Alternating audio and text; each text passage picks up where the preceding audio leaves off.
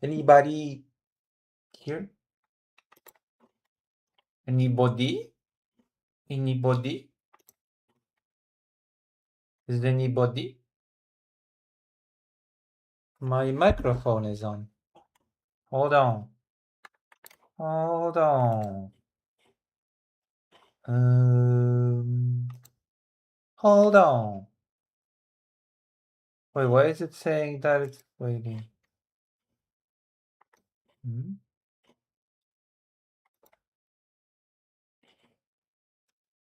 Wait, why is it saying that it's... Hold on. Look at this. It's a drawing. You see it? Hold on. We are practicing drawing here today. Hello. I want a Coca-Cola. You know what I mean? Whoop. Oh my goodness. It's been a while since I streamed. I'm gonna be maybe leaving Ukraine tomorrow. I need to return a thing to a place because I owe them money and I owe them a thing that I borrowed from them. A thing that I borrowed to get a thing. And now I have to return the thing because that is my duty. My duty is to return the thing that I borrowed and pay. Do you know what I mean? Do you understand?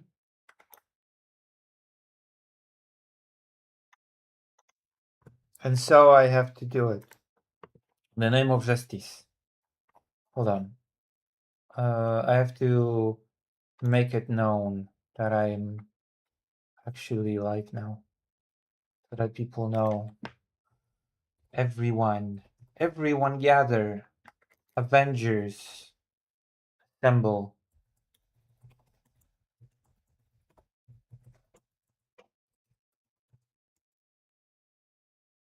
And let's do this. Let's do this. Let's do this. Shall we do this? Oh. Alright, I'm gonna quietly draw.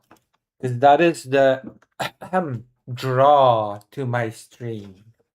The draw to my stream is that I quietly draw. Get it? The draw to my stream? Do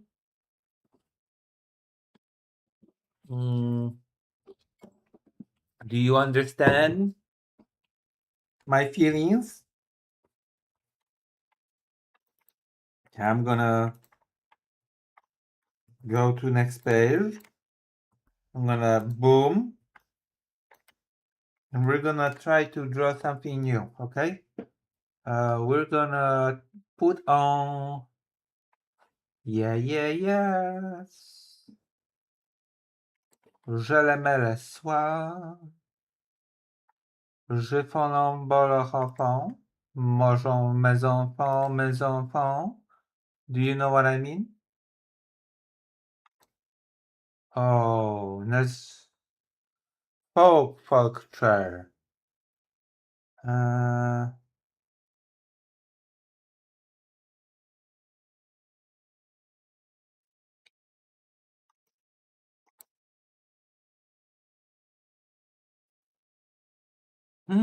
This is great. A lot of them, those are great actually for my purposes. A lot of black colors. So, you know. A lot of black and white colors and a lot of what I'm looking for to practice. You know what I mean? It's like the practice of the ages, you know? But it's not quite the short stack goblin. Do you know what I mean? No? No, no, no. Oh, I have to press. Should press like on my own string. There we go. Yeah. I like the girl in the dress. Yeah, I've been drawing. It's about time, Rock. Why are you rocking?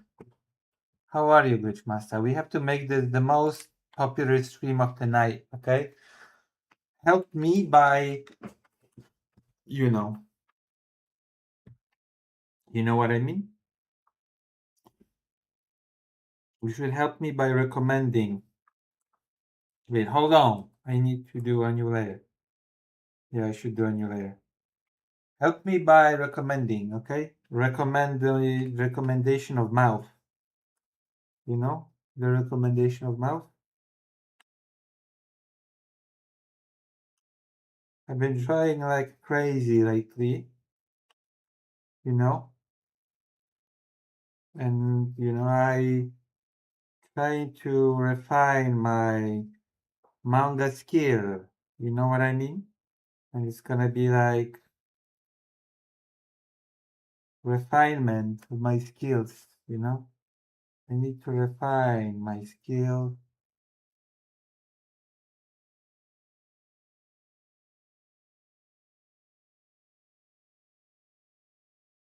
I'm drawing up a quick thing, and then we're gonna kinda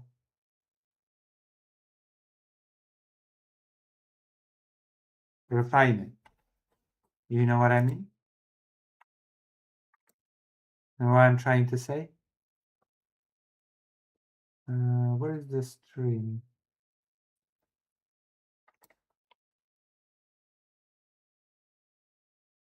Where am I, Magnus? Oh, we could try drawing him. You are entitled to my time as my viewer. You recommend my stream to other people. You know what I mean? You can recommend my stream to other people.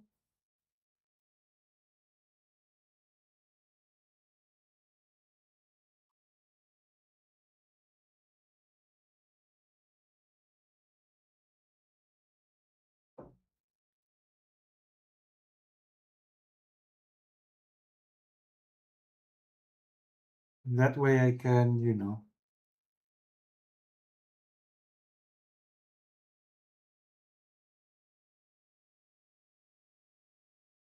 can tell people that I'm like Hassan Piker, but more sexy, I'm like the more sexy Hassan Piker, and I don't have a horrible opinion on Ukraine. Isn't that a good deal?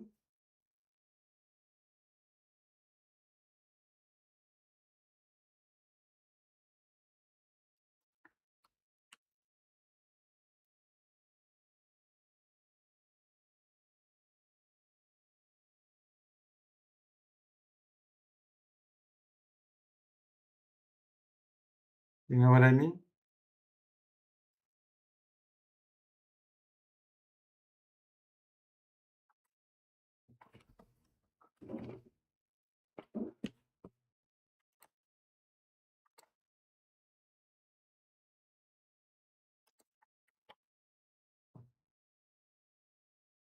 Oh, I guess I have stumped my beautiful audience with this statement. It's true though, just so you know.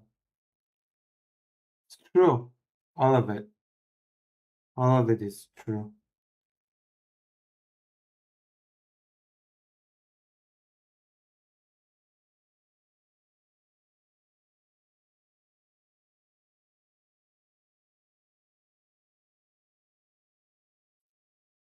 How do you like the drawing so far? Huh? Glerinos? Oh wait, we're gonna duplicate the layer. I'm smart. Like Jean-Kiel. So you're gonna recommend me as the more sexy, big lefty streamer?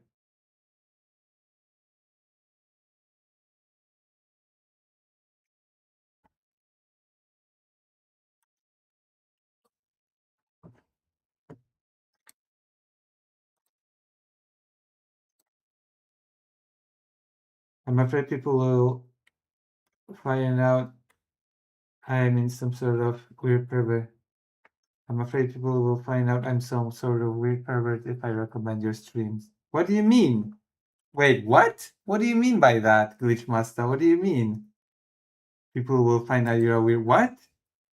Are you saying that all the weird perverts watch my stream? Is that what you're trying to say with this?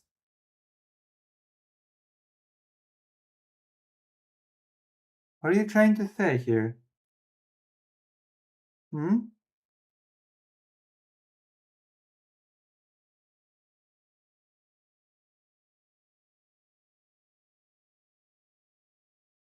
Explain yourself to me. Swear to me.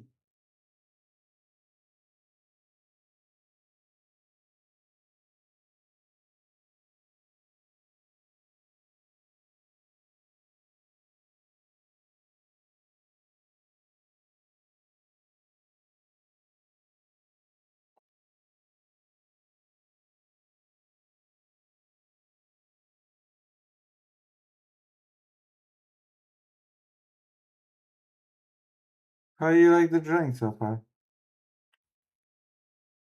Promise you to become something better at some point.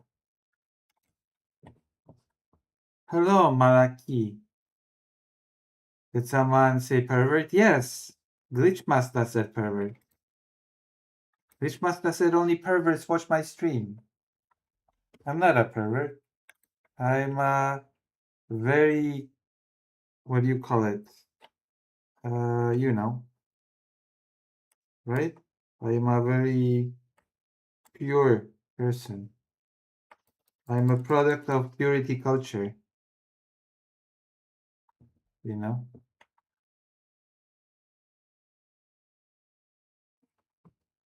I'm like a puritanist, right? I'm a puritanist.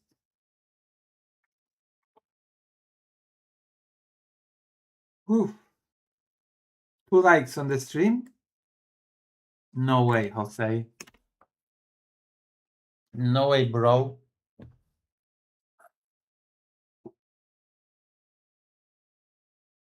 I am doing art.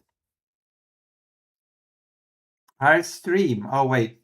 I have to check the Twitch. I never check the Twitch chat and then I regret, you know? You know what I mean? It's always like later, it's like, you know? You know what I mean? And then it's like, you know?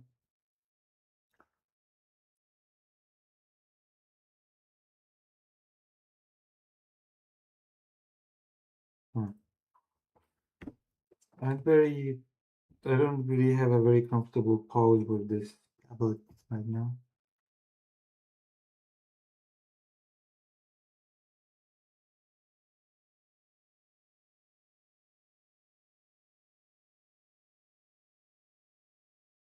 I made a manga, but I did not make it to the deadline of the contest. I feel ashamed. But you know, I made the manga, so I'm happy. So now I'm practicing my drawing so I can make the manga better, bigger, stronger, smarter. You know what I mean? So I'm practicing like this. And I'm practicing my stuff and I'm also streaming. So it's been a while since I streamed, right? Has it been a while? Have you been waiting for me to finally stream?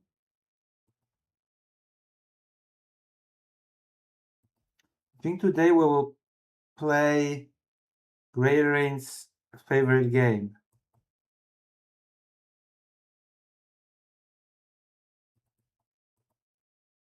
Should we? Should we play Great Rain's favorite games today?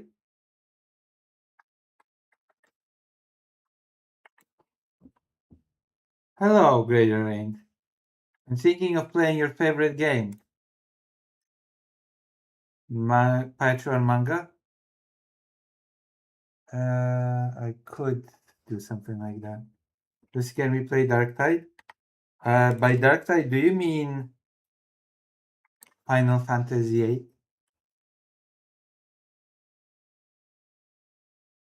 I cannot play Dark Tide. I have to be entertaining to an audience, you know? If we play Dark Tide, I won't be able to be entertaining to an audience and stuff. And I'm not so pro, what do you call it? Gamer. That people will be like, you don't have to say anything, Lucy. We're just here to watch your pro gameplay or whatever, you know? I think we can all agree that people don't, those who tune in anyway, do not tune in to my streams because of my professional gaming cred. Sad of a reality as that is, it's also a true reality, okay?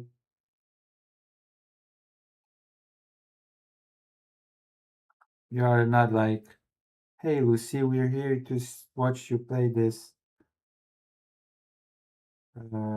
extraction shooter because you're so good at it, you know?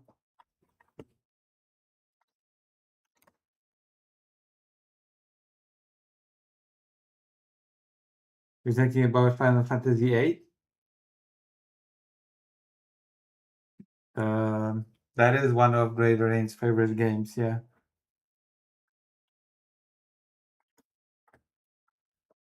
Glitch Master, you will not leave stream if I play Final Fantasy VIII, right?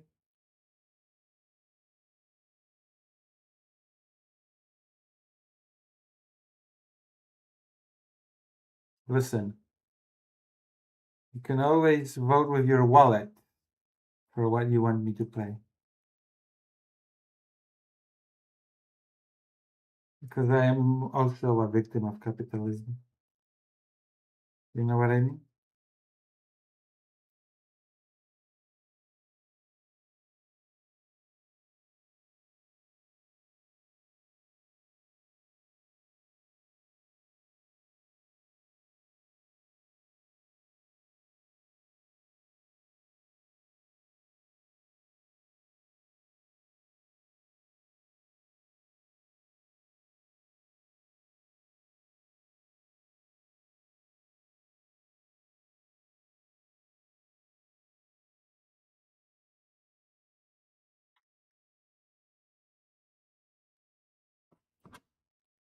Yeah, we're turning this into something.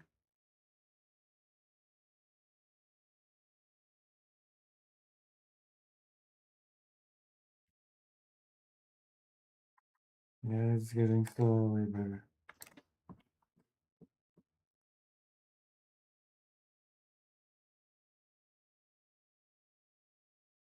All right.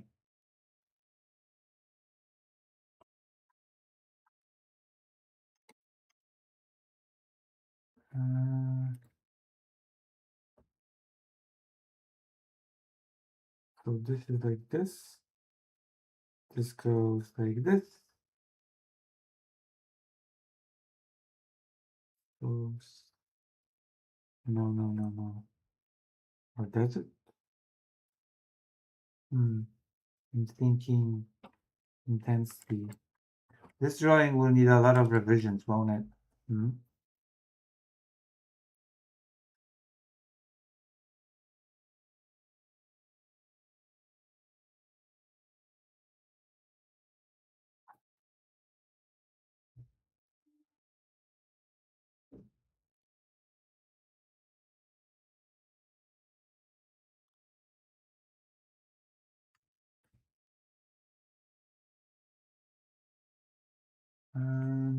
To-do. All right, look at this. I think this is a neat way to practice drawing, personally. I look at a drawing, you know, I look at a reference material, and then I kind of just try to recreate it in my own style. Does that make sense? And then I kind of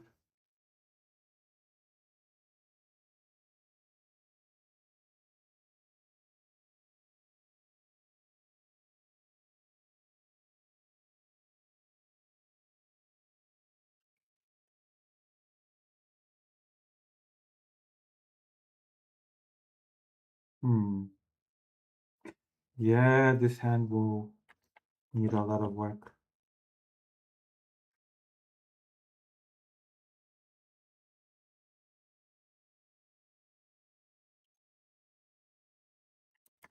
How's this?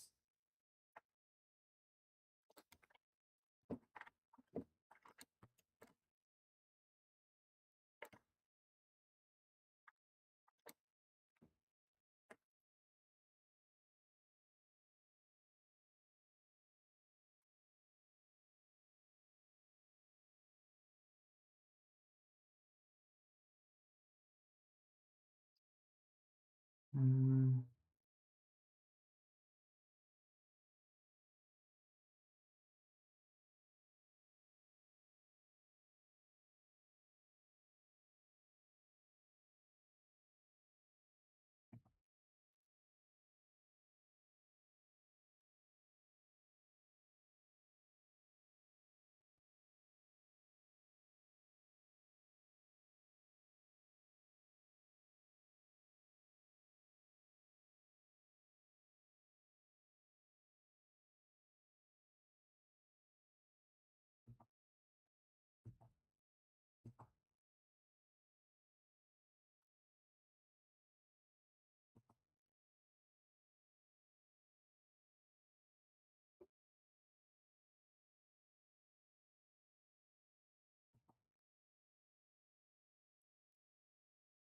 mm.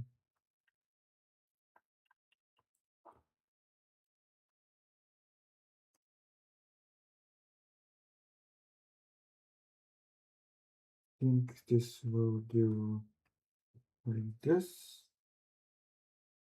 Boom. And here we go.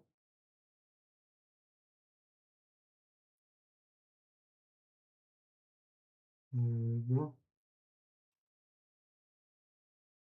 Well, I genuinely don't know if people like those art streams or not. I could never kind of gauge it, you know?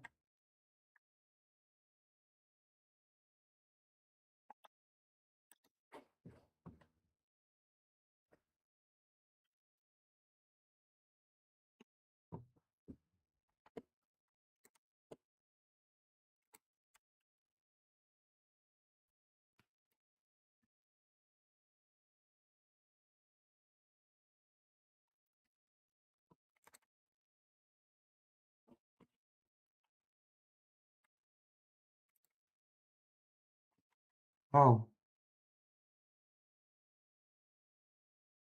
who is FG? What does imitating females mean? What?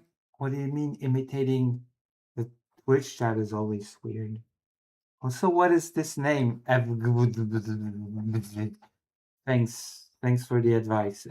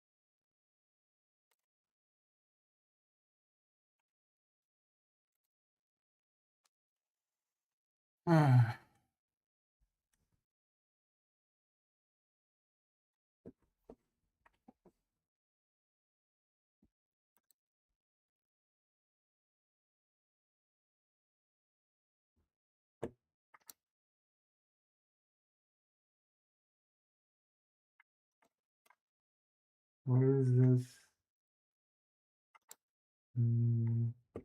Oh yeah. So we take this line.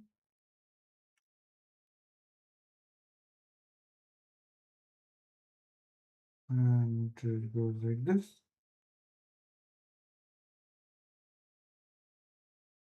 Like this. And like this. See? It's just taking shape before our very own eyes. I take a reference and I draw it in my own style.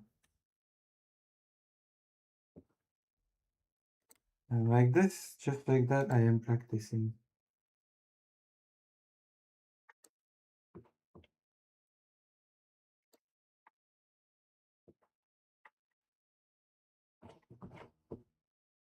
I like drawing. Oh, Dr. Jean, send me your drawings then.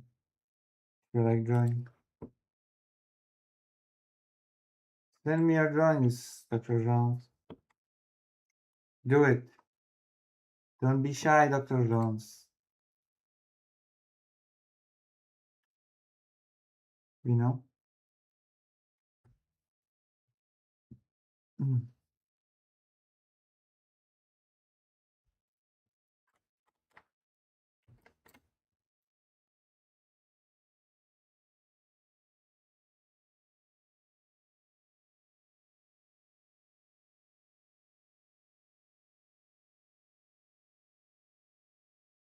There we go.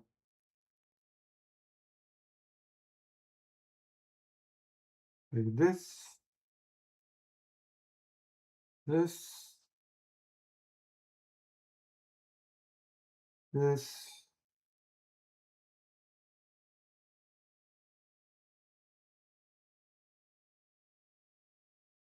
There. All right. We've got the dress down more or less. And now we go to the legs. I feel like I should make the head bigger. You know what I mean? I feel like the character's head is a bit small, which I think I know what to do about that. I'm gonna show you a little trick.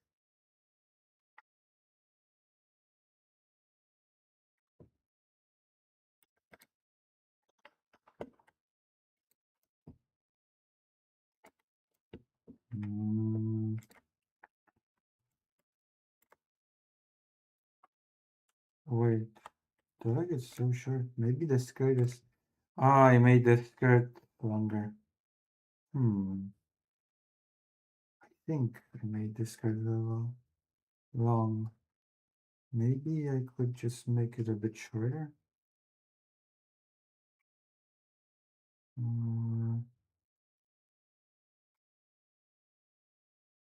Like so.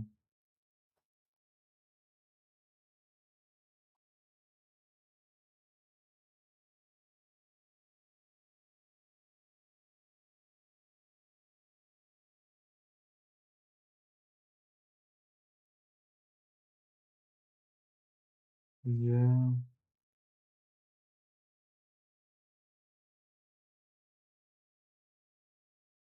The power of digital. Okay. Boom.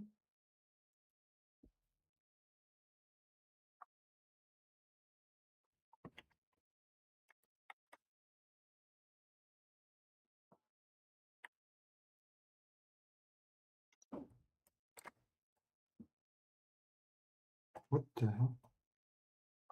Wrong pen.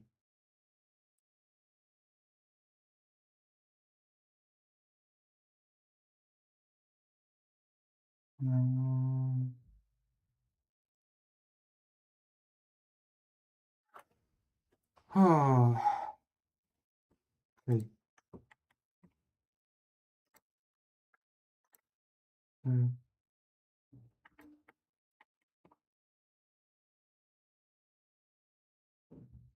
What do you mean GPU are busy?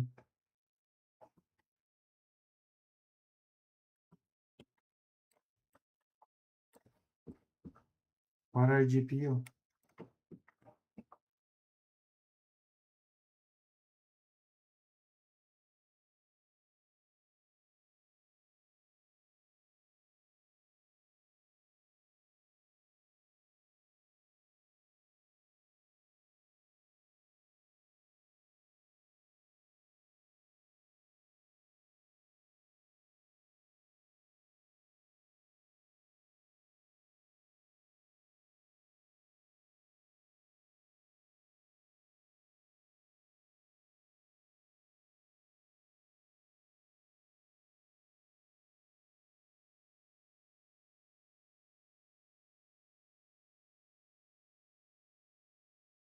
feel like I better.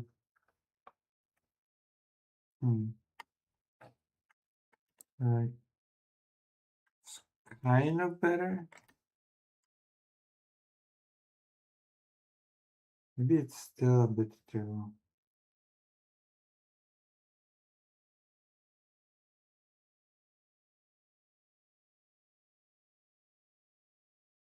Right.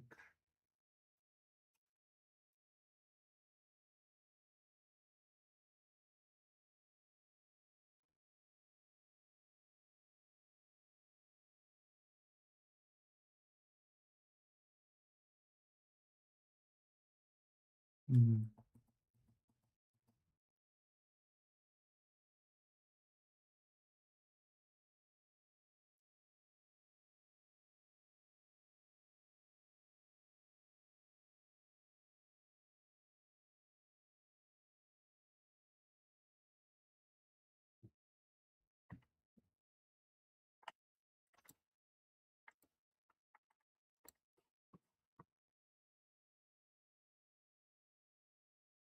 Oh, what does that mean, Malaki? Explain yourself. Explain yourself to me, Malaki.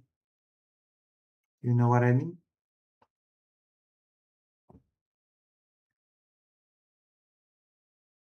Mm.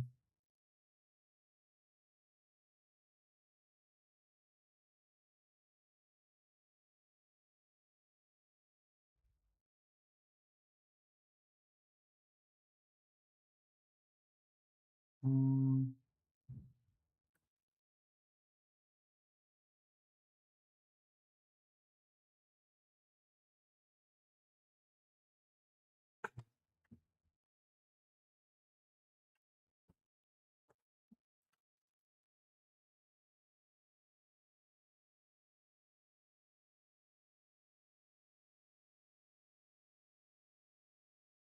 It doesn't seem like the art streams bring any kind of entertainment to people. Maybe we should watch a video while I do this. Mm.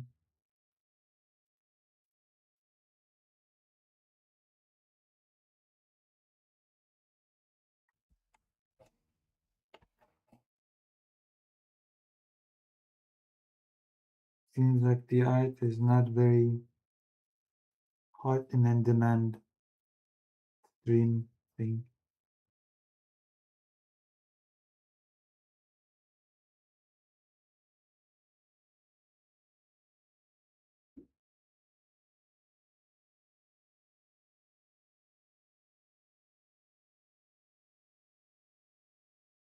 Right, we did it.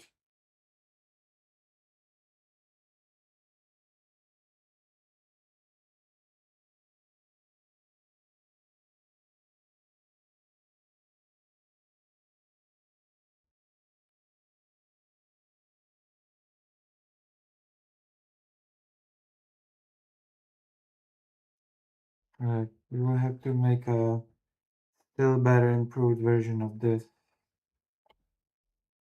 I have a few ideas on how to achieve that. Too quiet? We should watch something? Alright. I'm gonna change the layout. I've already been given some transphobic crap in the Twitch chat. I should stop imitating females. Your drawings, I can draw. Oh, thank you.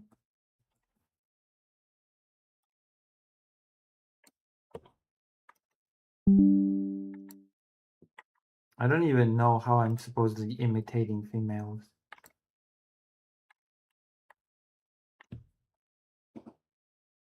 I don't, whatever.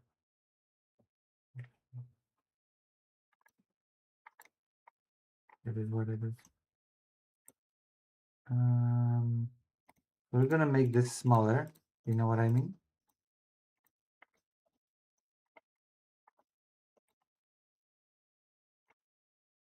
Yeah. And we're gonna turn on browser.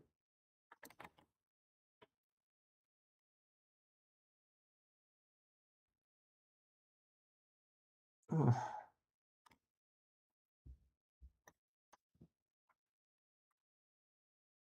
We're gonna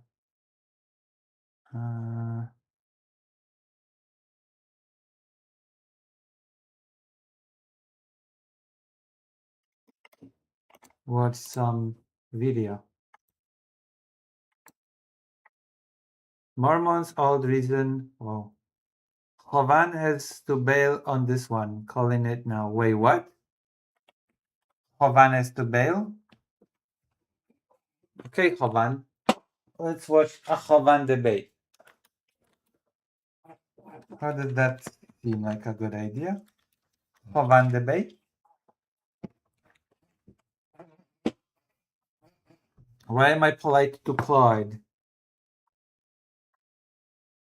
Says Brooks, I guess.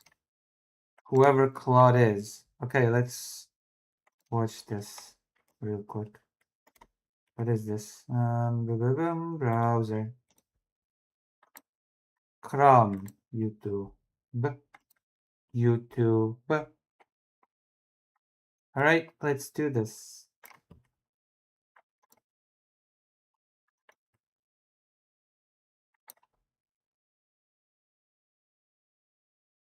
There's a conversation between sex and gender. Oh. Well, you know.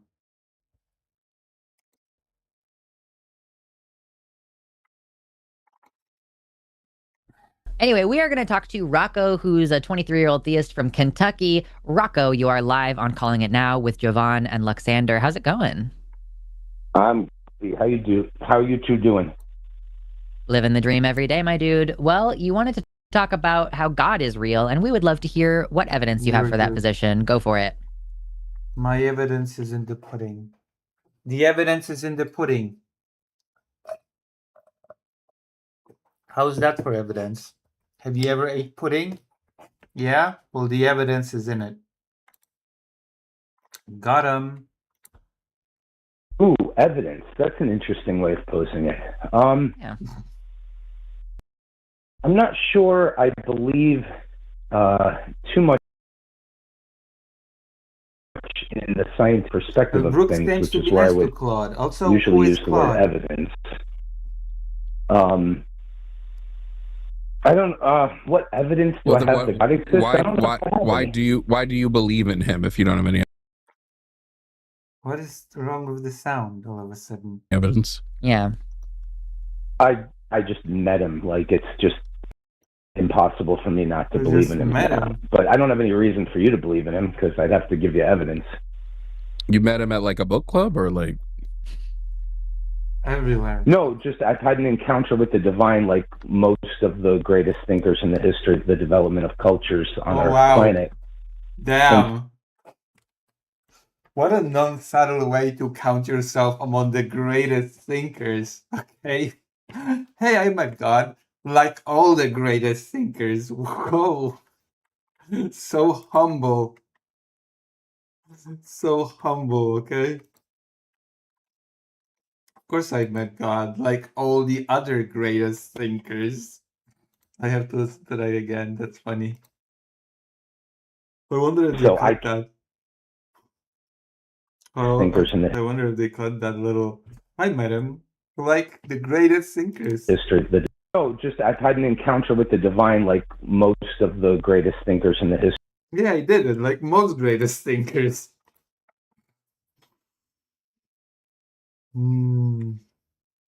Okay. Okay, greatest thinker. The development of cultures on our planet. And so I can't not, quote unquote, believe in him, if belief is the right word, but I don't have a reason for you to believe. How do you know that the being you met was the divine? How do you know your mind wasn't just like playing a trick on you? Yeah, it was like sort of the only time when my mind can't really play a trick. It was just more real than everything else. But I'm not. I wouldn't offer that as a reason. What does that mean? More real than everything else? I don't understand that sentence. Yeah, there's no reason why you should. I can't give you a subjective experience that I had. This is person calling.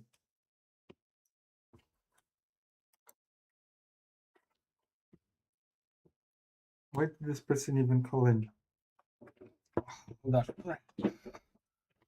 I don't understand. Not a good line to go down because it wouldn't be a good reason What's for wrong you to with this believe. person's audio? If somebody just Yeah. said something like that, there'd be no reason for you to believe Okay, that. so I'd not like to what ask the you a argument- question.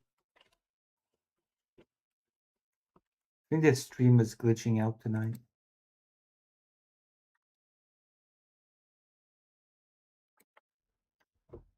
Uh-oh.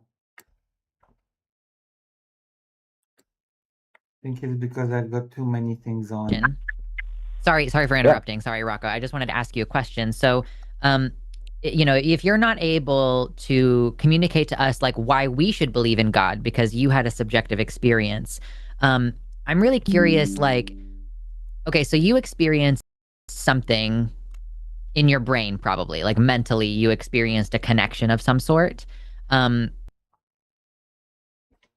think the stream is malfunctioning today. Is it more likely that you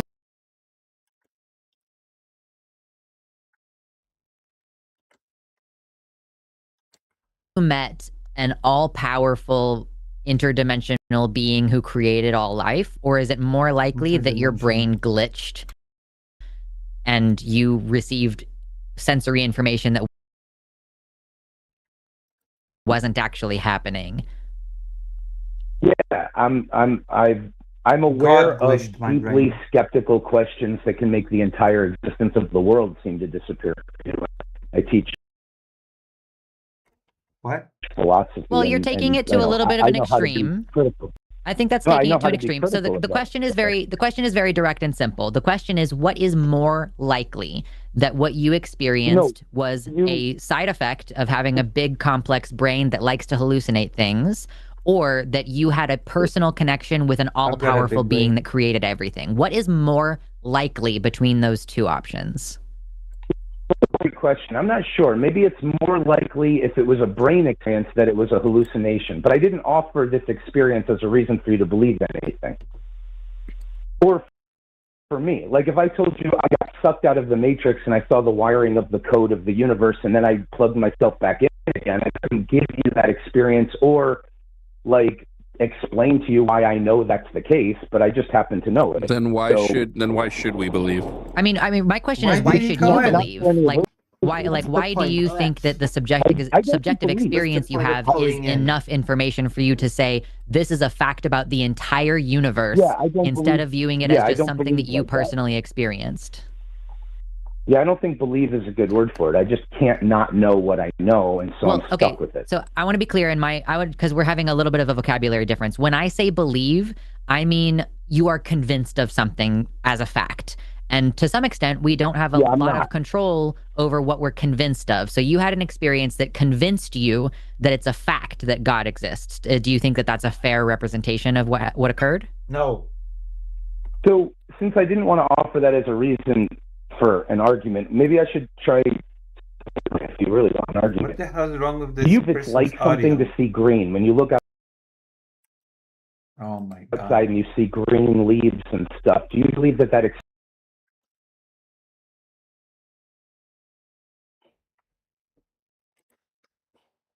Oh. experience has a quality to it that means something in the world? What do you mean by meaning? I'm having such a hard time hearing you. Your mic is really Yeah, not the great. mic is a little bit crazy. Is there a way to improve the quality? Thank I God. turned the speaker. I I thought turned it the was speaker my off as I was stream instructed. glitching Maybe I out. can. Is it better now? It I might mean, I just think be a it's more connection I think it's more a issue. connection thing. Yeah. Yeah, because it's like cutting out a little bit. All right, let me connect to the Wi-Fi for the call and see if that helps. Yeah, that might help. All right, it's connecting now. What was he using Let's see if we before? get over this glitch. Is better now? Okay, give me a sentence. Let's see if it's better. What was he using before? All right, is that better? We'll try to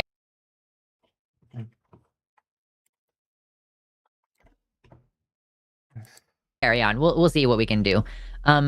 So I mean, when I'm you just go outside and you look at vegetation and you have a greenness experience, is that a thing that you believe the universe can instantiate in a personality having a green-like experience. When you see leaves, there's a quality to that experience of greenness, right?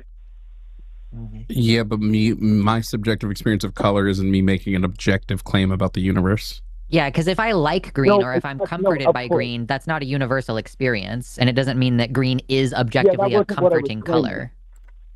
100%. I didn't say any of those things. So yeah, I'm not trying to prove all of that with this. All I'm saying Well, is we're just trying to hone in on what your thing is here. We're just trying to hone in on it. I'll help with that right now. If you do say that yes, there's a quality to experiencing green, it's not just like I'm a robot that's being told the information of 330 nanometers of electromagnetic radiation wavelength or something like that, but there's actually a quality to it, then you can make an objective statement that whatever the universe is, it's capable of manifesting personalities that can have a green-like experience. I'm not making claims about universality or what green is like to other people or any of that other stuff. I'm just saying you believe you live in a world where personalities can experience greenness. Sure. Yes? So the reason why I'm finding it hard to connect this back to the topic of like whether God is real Well, let me help. is So yeah, well, you don't have because any when you believe in God, you believe like I mean, I guess it's like depends on what you mean by God. Because when I hear people say God, it's like you're talking about a What did he creator just that say? exists immaterially. He just said he doesn't believe in God. I said I don't believe in God. I said earlier belief is a weird word to use for this. I can't escape You are what I know convinced that from there my is a experience. God. So I wanted just to be clear, when I use the word believe, I mean you are convinced of a fact about the world. Do you disagree with the way that I'm using that word believe? Like, could you understand if I continue to say believe that I mean you're convinced about a fact? I don't want us to get stuck in that. Yeah, I'd rather skip past it since I do kind of disagree with that word. I wouldn't choose that wording myself, but I understand what you're saying. I think we could just move past it so we don't sink into a little like. Sure. So do you think it's a fact based on your experience that there is a God and God is real? So what I was trying to talk about was whether or not there's evidence for your green experience. I'm trying to, in other words, do an epistemological breakdown of the demand that you have that I present evidence for a properly basic belief. So if Rocco, you'd like to continue the reason down why that I'm road, struggling with this to your initial, is that, yeah, but you Rocco, could just go along with the conversation. The thing is that if God is real, that's important for me to know. Like, I need to know that.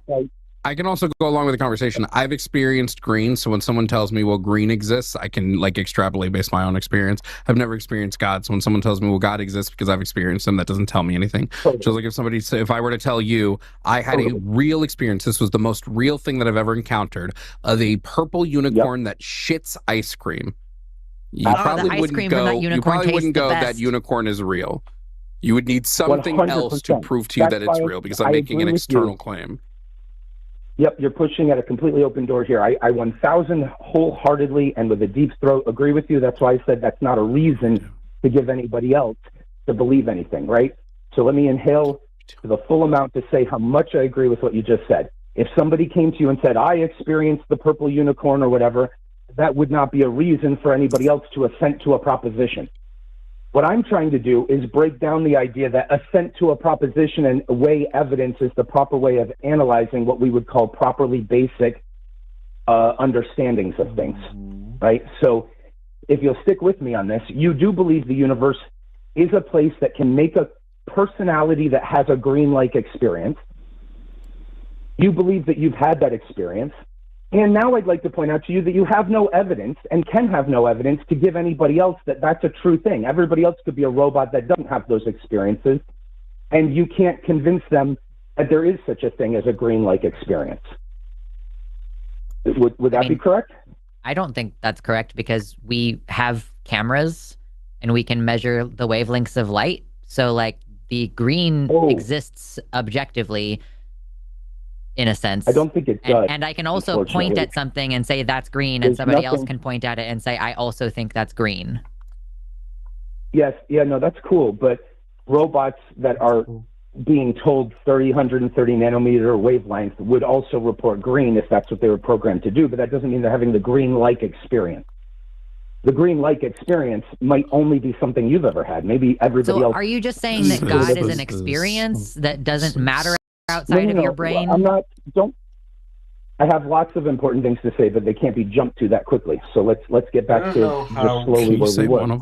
Can you connect back to the original idea, like quicker? Like I don't have like 30 minutes to go down this train with you. But earlier you said that this was a really important question and that working it out would be really valuable to you. Yeah, but it should be pretty straightforward to tell me how I could find out that God is real. Like, how can I find out this information? That's why we ask for evidence, because it's like, if you know something about the fundamentals of the universe and I would like to know about it too, then I need you to lay out like some good solid reasons. And if you're basically like, well, it's kind of similar to looking outside and seeing the color green, then that doesn't help me at all come to the same place that you're at. Sure. I wasn't doing that. I was actually calling into question the basic assumptions that you just very cleverly, very smartly listed out there, that this is the type of question that should be approached in an evidentially seeking sort of way. That I actually think that process is what's going to stop you. And I'm illustrating that there's a lot that you believe that you couldn't possibly look for evidence and demonstrate to someone else that they would then have to accept. I mean, it depends on what you mean by evidence, because somebody's self-reported experience is evidence. Like if somebody says that they're depressed and they can't get out of bed, I don't need to walk to their house and watch them every day to consider that adequate evidence to give them a diagnosis of depression. You know what I mean? Interesting. Okay, so if the majority of people who ever successfully contributed to the thriving of civilization said, I've experienced the divine, and we as humans are responsible for wrestling with it properly if we're going to survive, you would take that as a massive amount of evidence that there's a God then. No. Well, I would study what happens, and what happens is that there is a specific part of the brain that experiences an overload in that situation. Like there's a word for it. I can't remember what the word for it is, but we can measure what's happening in people's brains. And again, it seems likely, it seems much more likely, in fact, that this is a thing happening inside people's brains versus what's happening in their brains being a reflection of a grander, much larger fact about the universe. Like, people having a subjective experience doesn't mean that the thing outside of them actually exists. From a William Jamesian pragmatist perspective, which is sort of what I was implying as I was structuring my language,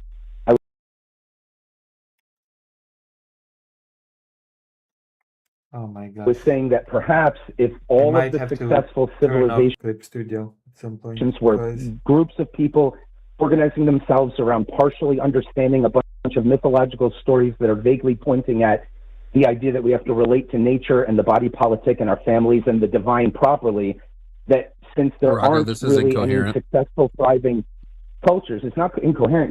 You got to want to follow along. No, it's truthfully incoherent. Like, we're trying here. I can sub out. In your example, I can sub God out for literally anything. Yeah. I don't think you could, but you could do that now if you want to. I'll listen quietly. Yeah, go ahead then. I'll listen. I could, if most people on the planet had an experience. Or what? And we're coming to you and telling you that there was a 200-foot tall alien outside of your house right now. Would you believe them? If most people who contributed successfully to thriving civilizations and all the other ones died, I would take the idea way more seriously. Yeah. But your partner there was the one who said that we can take evidence of experience as some evidence. I wasn't actually claiming that to begin with. I was talking about the nature. I want to be okay. So I apparently I misspoke, and so I want to be clear. When we're talking about subjective experience, I can trust even that someone says that they felt the Spirit of God at church. Like, I can trust that they had that feeling, which is different than saying my subjective experience means that this thing exists outside of me. Like, it is proof enough. Absolutely. I believe you when you say I felt the presence of God, because if I really imagine it, I can feel the presence of my mother. Listen, Rocco, I'm going to get a little bit frustrated here because I'm trying to drive towards something, and I know that it's maybe frustrating for you because we are the hosts and we're in charge of the conversation. Didn't I already agree that that's not a good reason for you to believe? I already agreed with that. That's not a good reason for you to believe. I agreed with that. Yes, but you also seemed to misunderstand when I said that subjective experience can be evidence, because I am not saying that subjective experience is evidence of anything external. It is evidence of your own experience, and I'm not gonna like I said, I'm not gonna go to your house and find out if you're actually experiencing depression. You know, I can believe you, but if you were to make a bigger claim, that's a good like I saw a ghost once, and that means that there are ghosts everywhere, and that we live on in spirit after we die. Like, that is a claim that you're making outside of your subjective experience. You're saying this objective thing exists and happened because I saw it, which is not that's like not conducive to the broader topic. I agree with you. That's a good correction. It's a good distinction. You agree with me that I didn't say that that's why you should believe, because I don't think that's a good reason for someone to believe. I agree with you that I agree with you on that. I have a quick question for you, because I think this leads perfectly to this. Do you believe in Darwinian evolution? There is a massive amount of evidence, and I have been convinced of the fact of evolution. Yeah. Awesome. Cool. Okay. So the way I would say it, if someone asked me if I believe in evolution, I would say the idea is something like the entirety of the environment around species, like all of nature and everything that the universe is and has, is chipping away at things that don't fit in well with it to produce things that do fit in well with it. Now, that's not the way I would teach it in a biology course. I would talk about the three prongs of, random mutation and natural selection, all that. But would you agree that the idea of evolution is that what we are is the product of the entire cosmos chipping away with things that don't fit in well with it? The entire cosmos. I think positioning it that way. Sorry, Jovan is just stepping away to go to the bathroom real quick, but I'm still here. I think that I would probably not position it as like the cosmos is doing this or is operating in this way. I mean, like, when we're looking at evolution, I don't want to personify the cosmos. What I mean is all the factors in the environment taken together as a whole. Would that be a better way of wording it? No. I guess, yeah. Like, evidence at many scales, both macro and micro. We have lots of evidence that we've evolved and that the Earth is 6 billion years old and all that stuff. So, like, yeah, maybe we would describe it differently, but yeah. I'm not disagreeing with that. I'm I'm asking you to swallow it even more. Like, I'm asking us to really embrace this idea. The Darwinian idea is all the factors around us, let's put it that way instead of the cosmos as a whole. The sum total of all the factors around us, including sometimes cultural agency that can shape our evolution. So it could be persons and agencies, but typically it's also physics and chemistry. But the cosmos as a whole, let's reword that as all the factors in our environment are chipping away at that which doesn't fit in well with it and leaving what thrives better to reproduce. Yes? I know. You keep saying this verbiage of chipping away. And I think that's natural selection. It's killing the things that don't thrive, I don't know. I think generally people who study evolution frame it more as like whether a species is successful or not from an internal sense, like rather than it being an external sense. But I mean, I guess we're functionally driving toward the same thing, that like adaptation is a critical element of evolution. People, Darwinians don't believe there's some glowing orb inside the species driving it to change, right? It's the drive is to survive, actually. Yeah, like Darwinian evolution is predicated on the idea that animals are compelled to survive and reproduce. Right, and the faster ones might do better than the slower ones, but they're not driven to become faster. They're driven to survive, and then nature selects it's adaptation, advantageous variety. Well, that's what adaptation is. Nature selecting advantageous variety. Like, okay, cool. So all of the environmental factors that surround the evolution of the human species have produced personalities that can have qualitative experiences. Sure, I guess. What the hell does that mean about what is out there? Nothing. Right? What does that mean? If you really embrace it in a Jungian, William Jamesian sort of a way, if you really embrace it, what it's saying is whatever it is that created us, quote unquote, whatever it is that's the process that made us be, it's all of the factors around us working on our ancestors to produce the variety we are, and we are the sort of variety that succeeds culturally and civilizationally when we are aimed at trying to understand understand how to relate to the divine properly. What? Those are all just objective facts. I followed you right up until the point that you brought the divine. Like that, I don't think that has anything to do with evolution. That's an anthropological fact. I'm saying, what do monkeys that dress like us do to succeed and build cities? I'm saying, I'm just describing it. I'm not claiming anything beyond the humans who thrive and develop culture and music and symphonies and Supreme Courts and all of that stuff. The ones who do that, all of them, orient their entire civilization, their calendar, and their art and their sculpture around stories that tell them this is how you have to relate to the gods properly. Why would that be a feature if what we are is something that was shaped by whatever is out there? Let's put it that way, instead of the cosmos as a whole or the set of variable environmental factors. Whatever's out there has made us the sorts of things that do better as a species when we're thriving to understand how to relate properly to each other, to nature, and to the divine. And there haven't been successful versions of us that haven't done that. I feel like talking you slip the divine thing in there like it's self-evident, and I don't think that that's the case, because just because human beings are good at pattern seeking and we fill in the gaps of our understanding with God, if we had a scientific revolution several thousand years ago and come to understand the world in a tangible way, we probably would have gotten rid of religion much sooner. We are seeing a dramatic fall in religious adherence now, and much less belief in the divine, because we have the ability to measure things in the world that we didn't used to understand why the sun traveled across the skies. It must be a god with a chariot pulling the sun, and so I think that just because we have done a lot of spiritual whatever, but it doesn't mean that that's necessary to the development of our societies.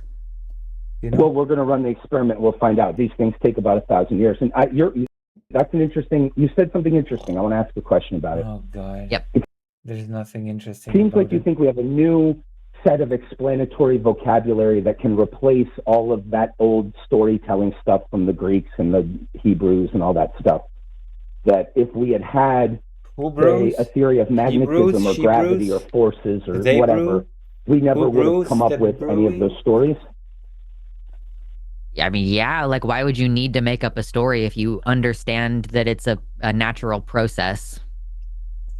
Well, as a silly person who teaches classes on the philosophy of science, I don't think it has any explanatory power. I think it is descriptive only. I don't think the word force means anything except I decided to stop asking questions. But in the history of religion, magnetism? It does serve as an explanatory function, like the Greek mythos and the Greek pantheon. They existed to explain a lot of natural processes. There must be a god shooting electricity down from the sky. It literally was explanatory. I'm not sure that's the case. There's 4 major academic theories about that, and that's the one I find least convincing. But it could be. But I don't think so. When I read Ovid's Metamorphoses, I find profound meaning in there. And then I say, oh, isn't it interesting that it's also mirrored by the physical, the seasons changing and that sort of a thing. It's kind of mirrored by that. But I don't see it as primarily being about describing those physical things. But it's possible. There are academics who think that was the reason for these stories, was a science. I mean, even in the modern day, Rocco, there's people who are like, it's raining because I prayed and God made it rain. So they are using God to describe a natural thing occurring. Right. Or not describe, as the cause, not just a descriptive personification. It sounds like, is that what you mean? The idea of the Greek gods was more a personification of natural processes? Is that kind of what you're driving toward? That it was more like creating a story around it? That's a great question. I'm going to say something that's going to make you either laugh or cry or you think it's weird. I think our post-Cartesian scientism probabilistic description formulaic talk is an objectification of the nature that is personified, actually. Everybody wants to be amateur. All the weird things I believe. I happen to believe that the deepest language for describing reality is the language that was used to build all these successful civilizations in the first place, and that's why I find deep meaning in those stories. Feel sorry for the students But of this guy. that's going to feel pretty on its head, upside down, in our sort of scientismist age that we're living in. So I don't know how you're going to take that, but I'm really interested in your use of the terms. What did you say? Scientistism? What did you say? yeah, we have this scientismist sort of. Okay, thanks, Billy. Scientism? I can't believe Javon isn't back yet. Javon said, I am not going to come back while they're still on the phone. Thanks, Billy. Oh, is he gone? Yeah, no, I was literally sitting in the other room. I was like, I'm not fucking doing it You're just anymore. letting me suffer through that alone. Yeah, I couldn't do it anymore. I said in the chat. That shit was pissing me off. Somebody asked me if they could pay to drop him, and I said $50 in the chat, and I'll drop him without even saying bye. And then Billy Sipes came in clutch, and I straight up I asked a question, and he started to answer, and I hung up. I hit my wall, and I was like, I'm walking away. I can't believe you left me alone with him. That's crazy. I did go to the bathroom. I just then sat down and was like, oh man, this sitting down not I could hear him, but I was like sitting down not having to talk to the person that said at the start of the call, I don't actually have any evidence, was great. Yeah, he just wanted to philosophy circle jerk the whole time. Okay, anyway, now it's my turn to go pee. You do it. You do your job now. If you like this debate and you want to see more debates like this, I head over to the don't Lines page at ever Q on the wanna Line, see debates or like this Jimmy Snow ever on the again. line at Jimmy Snow. No, I actually don't. I don't want to see more debates like this. But thanks.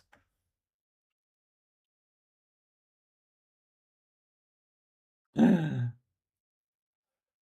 betrayal of Final Fantasy VII Remake. Oh, a video that bashes. The video that bashes Final Fantasy VII Remake.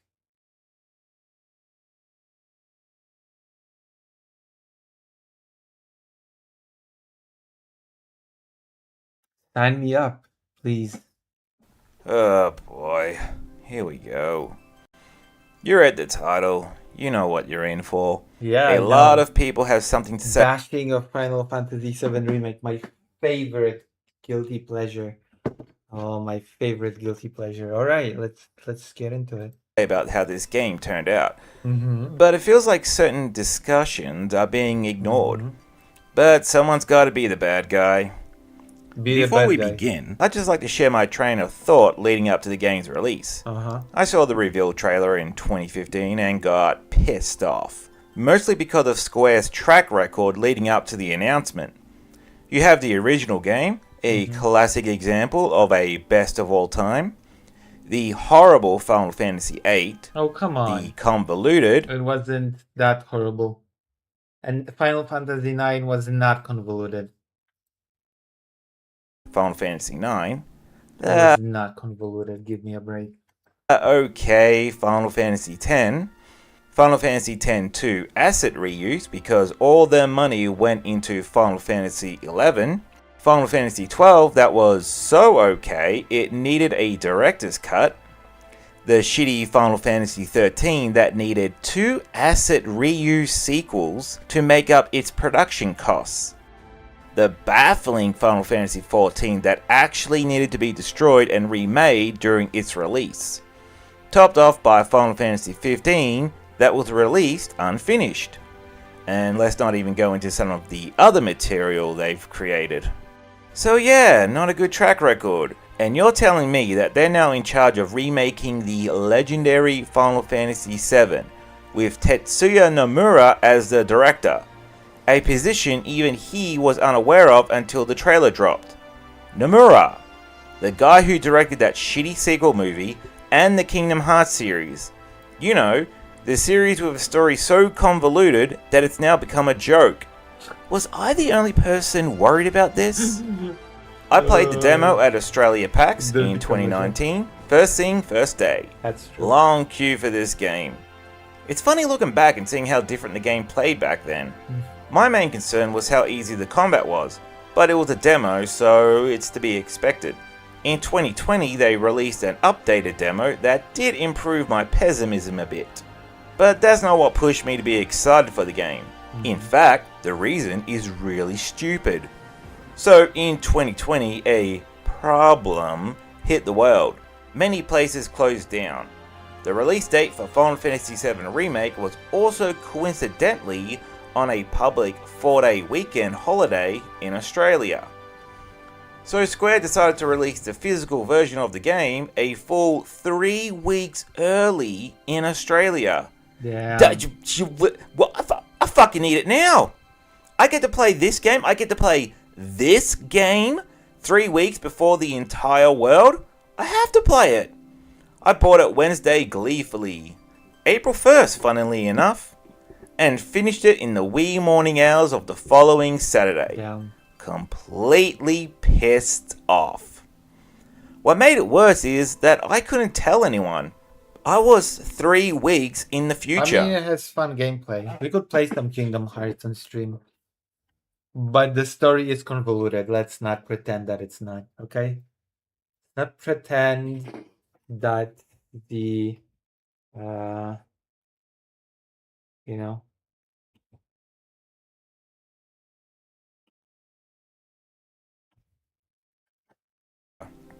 Some people are really insane about spoilers, even if it's about horrible advertisement practices. So let's go through the whole game, and we're doing it twice, because that's how deep we're going. Let's start by switching to subs. Yeah, that's how serious we are. Intro begins, and it's really faithful. There's also various dialogue triggers depending on your actions, like getting hit or not with the lasers, or not using lightning during the boss battle. Speaking of the boss with the lasers, dialogue triggers depending on your actions, like getting hit or not with the lasers, or not using lightning during the boss battle. Speaking of the boss, it's really thrilling. Escalating the fight with different and evolving attack patterns that tears apart the scenery around you. Get used to me praising boss fights in this game because I love them. Of course, I do have to criticize. First point, this feather. Ugh. Okay, I know this was in the original game, not the feather, the headache, and was the first hint to Cloud's mental issues. For some reason, post Final Fantasy VII, Square decided that the motive of One Winged Angel was really important, even though it was just the name of the track for the final boss theme, and the artist tossed in a 7th Blackwing on the final boss's model just on a whim. Now for some reason it's really important to Sephiroth's character, and this feather just confirms they're still going with it. It's not that clever. Please stop it. This next issue is more of a translation difference. In the sub and dub, Jesse here says, "my hero," but the Japanese voice acting says, it's not that big a deal, and the change is probably better tonally, so whatevs. During the mission, there's a cutscene mentioning President Shinra's assassination attempt. Uh-oh. Yeah. That's a reference to... That's a reference to a mobile game that nobody has ever played, and I believe it was discontinued. Like, I hate that. I hate that they do some really obscure reference to a mobile game in this. Before Crisis, a Final Fantasy VII prequel mobile game that was never released outside Japan and no longer available, period.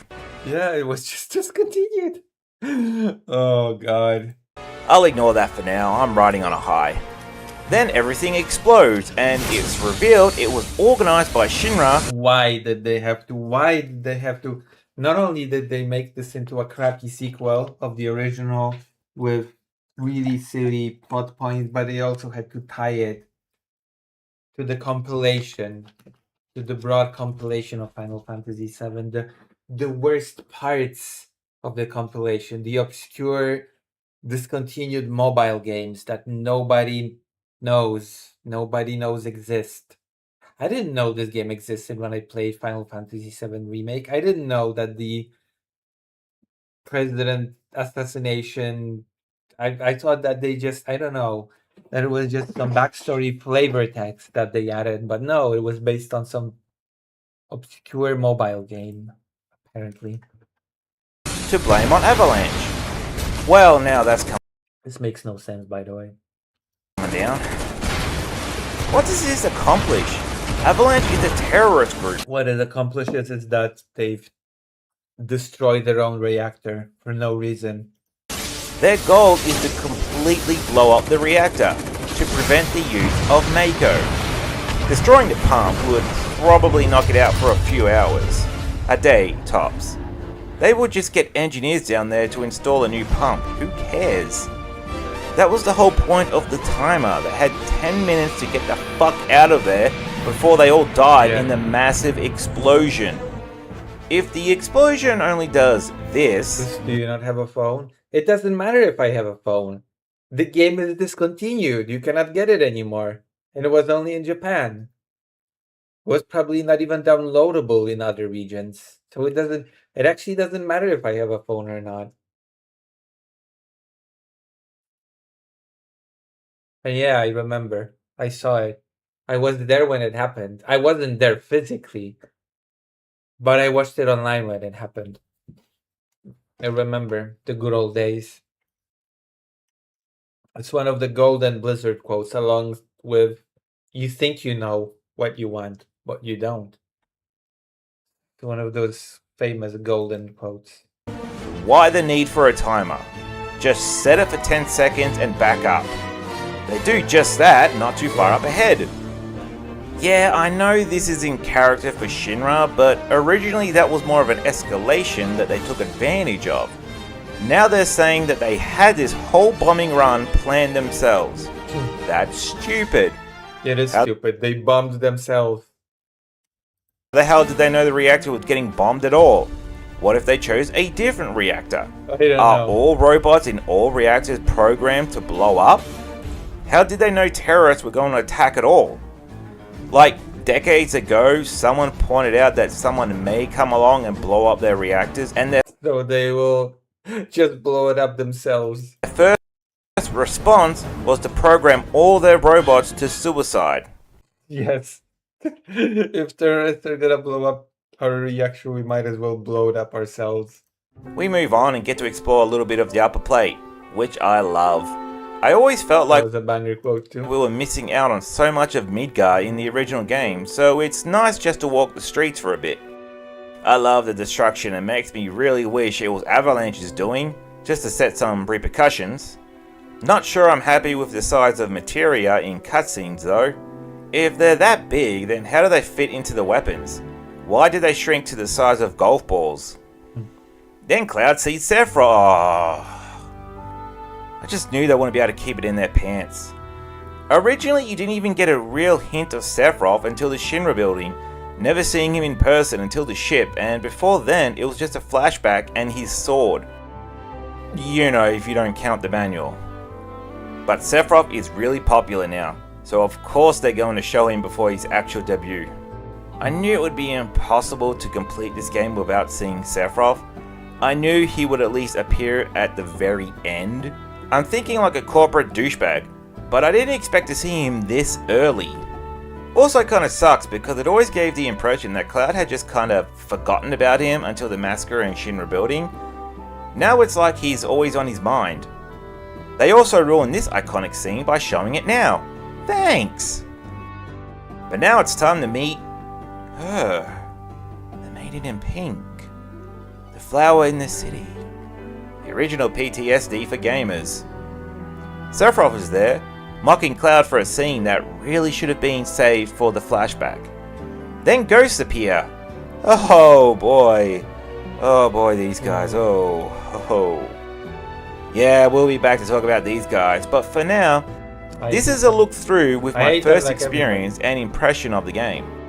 I originally thought these were just ghosts. They had established that Ares can communicate with spirits, so I got the impression that these were just... Hey, surely you hear voices sometimes when you're all alone. That ain't it. Ghosts trying to warn the only person who could see them. Considering a large number of people just died, can you really blame me for thinking that? Fun escape sequence later, we're on the train, where Barrett tries real hard to stand out. These guys already stand out because for some reason, everybody on the train is a normie. Where's all the punks and naked men? We're down in the slums. I have to mention, I am really loving the design of this world. This is pretty much a 1 to 10 look of the original game. It all looks great. Hey, they kept Tifa's tits. Tifa gives Cloud a room, which is weird because Cloud He kept Tifa's. was planning on getting paid and leaving to join the reunion in the northern crater, but whatever. I freaking love that it's actually a public toilet. You get a scene with one of the black hooded it's actually a leaving to join the reunion. Gives Cloud a room, which is weird because Cloud was planning on getting paid and leaving to join the reunion in the northern crater, but whatever. I freaking love that it's actually a public toilet. You get a scene with one of the black hooded experiments who looks normal instead of a freak. Grow some balls, Square.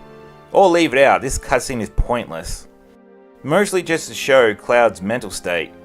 Can't believe I have to say it, but the original game was much more subtle. Yeah. You wake up the next morning and why is there sunlight? Seriously, why is there sunlight? This is stupid. The entire point of the slums is that they're under a city. Sunlight shouldn't exist, or at the very least, should only exist during sunrise and sunset.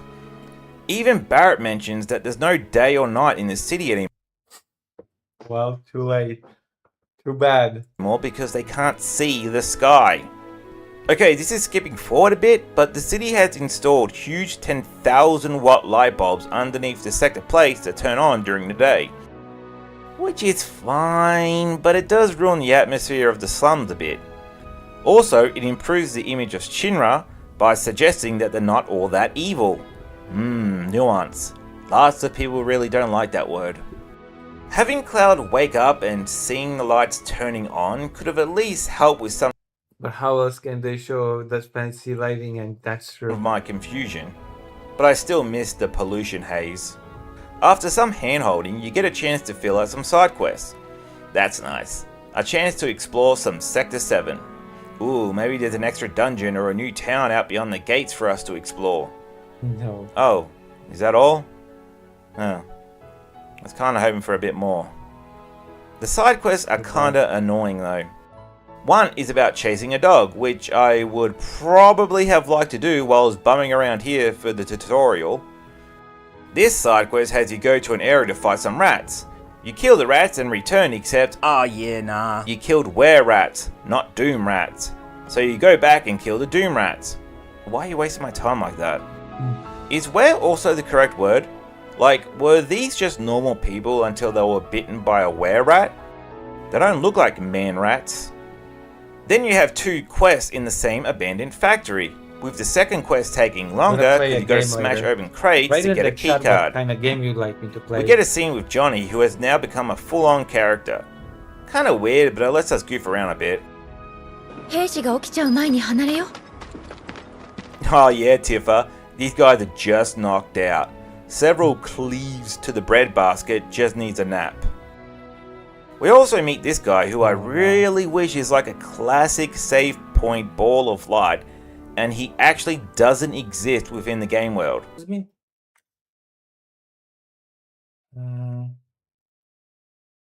No? No, I don't think so.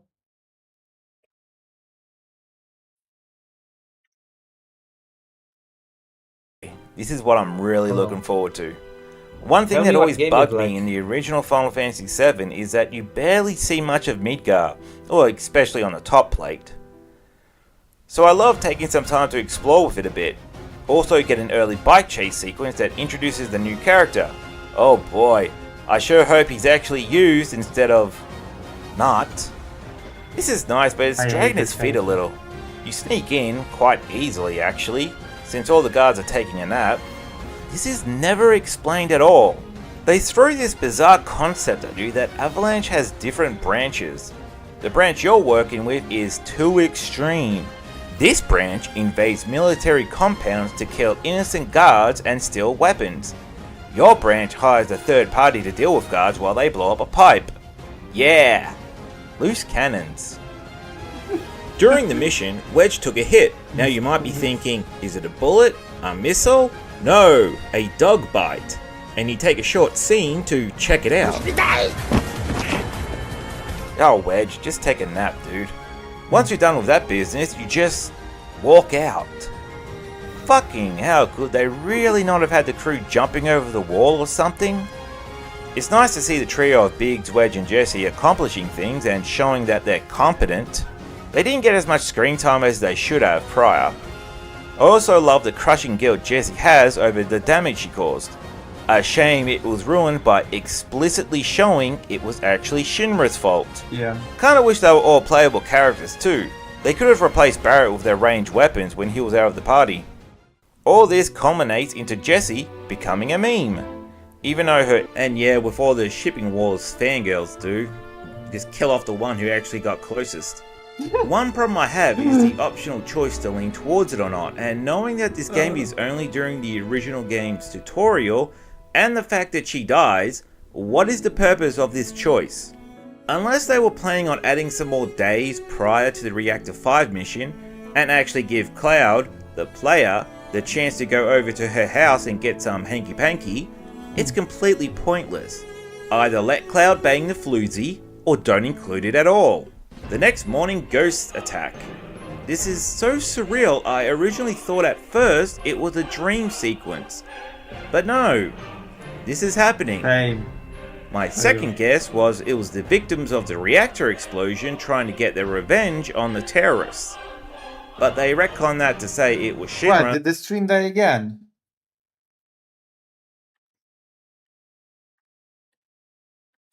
I hate this.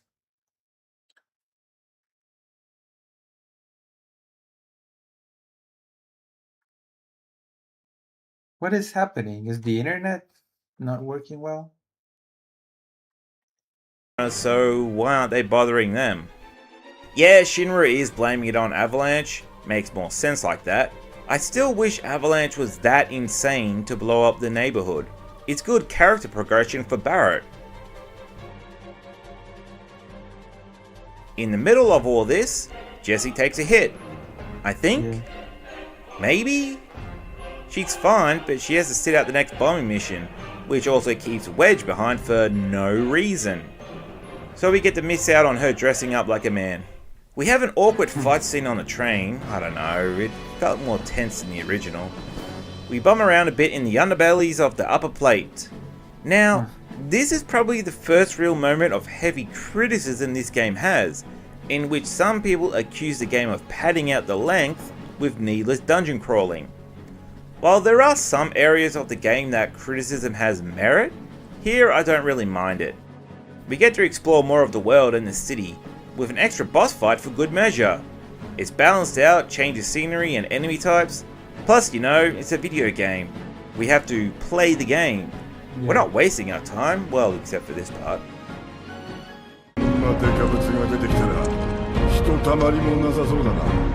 6 ways from Sunday. Somehow I don't think that translation was accurate. Getting into the reactor, set up the bomb, and we get an actual explanation for why there's no timer. It was weird in Final Fantasy VII how they just set it up and there's no countdown.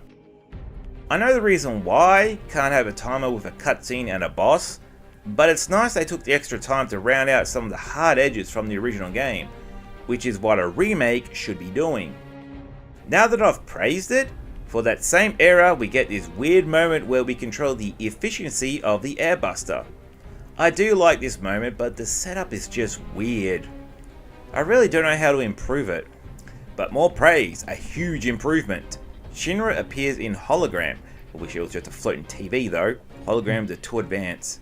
How do they work? It just shoots a hologram into existence? That's so dumb.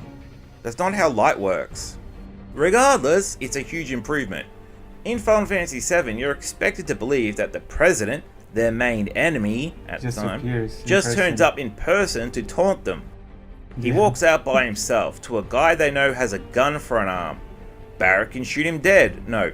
Cloud can charge forward and stab him. No. Tifa can rush him and throw him over the railing to his certain death. He doesn't even have guards in front of him. This makes so much more sense. It's true. But it also shows Shinra fiddling around with the bomb to blame on Avalanche. Kinda makes more sense here, since they would want to catch them in the blast, but in that case, why not just set it off immediately? Anyways, on to the boss fight. We'll make it better.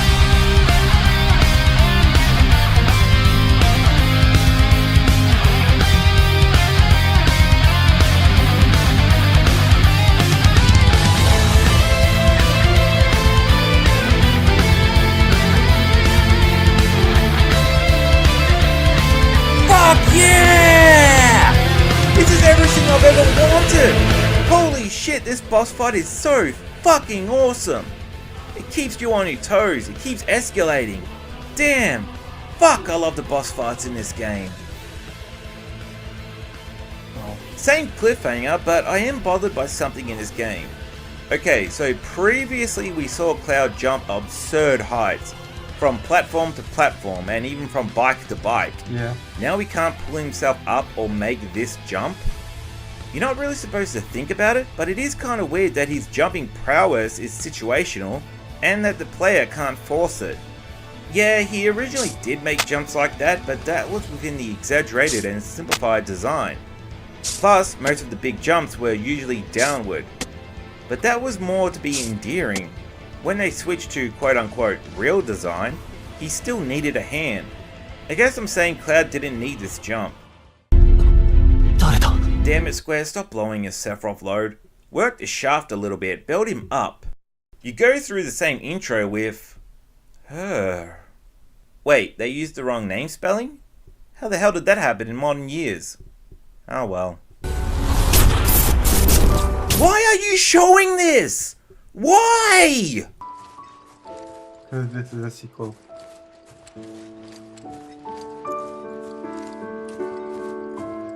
This time you take on Runo in a fight. I really love how competent Runo is in this fight. The Turks were always threatening to the group, but after the original game, they ended up becoming a joke.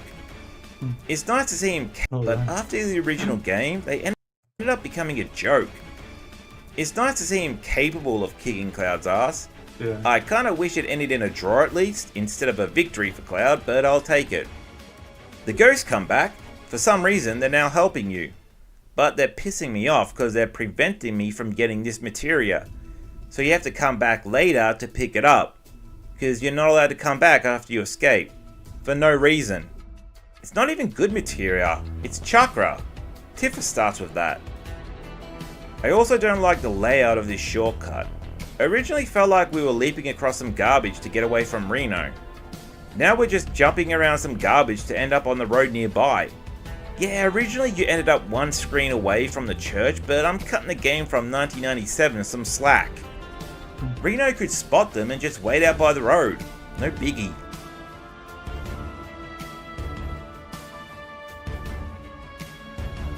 Also, is this a glitch? Because it's still here even after patching. The choppers are set in position for the upcoming cutscene and apparently nobody noticed. I mentioned before about padding. This is probably the first example people really use. In order to avoid the Turks, Ares suggests dungeon crawling around them. Now, I wouldn't have a problem with this, except that when you finish the dungeon crawl and come out, you're not that far away from when you began, and the Turks have moved forward. If they just sat on their ass, they could have just waited out the Turks and followed them. I really do think they should have changed the layout of it so that the town is right behind the church. The shortcut you take drops you right in the middle of town. The upcoming side quests would have more meat as you're exploring areas you haven't touched instead of retreading the same path. Sector 7 slums felt small, but at least we were exploring new areas around it. Video. Let's keep talking about padding. Okay. The game does it. I got caught in the hate fight.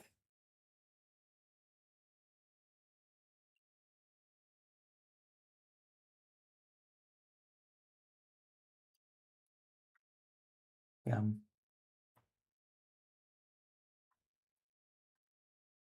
What is this?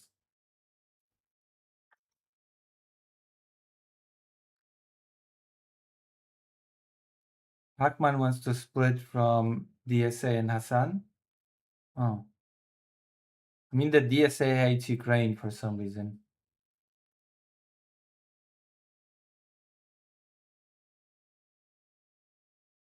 Oh my god, everybody says how starting art late is such a huge advantage for some reason.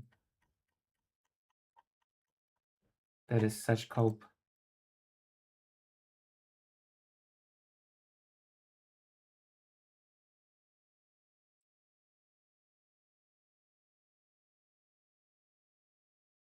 What is this?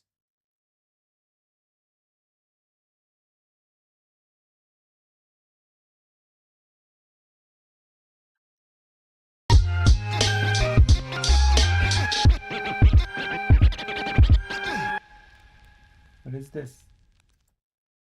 So coming up to stream is Joe calling from Hawaii to talk about something to have to do with topic number 2. Systemic racism never ended. Joe, if you can hear me, please provide me with your age and pronouns.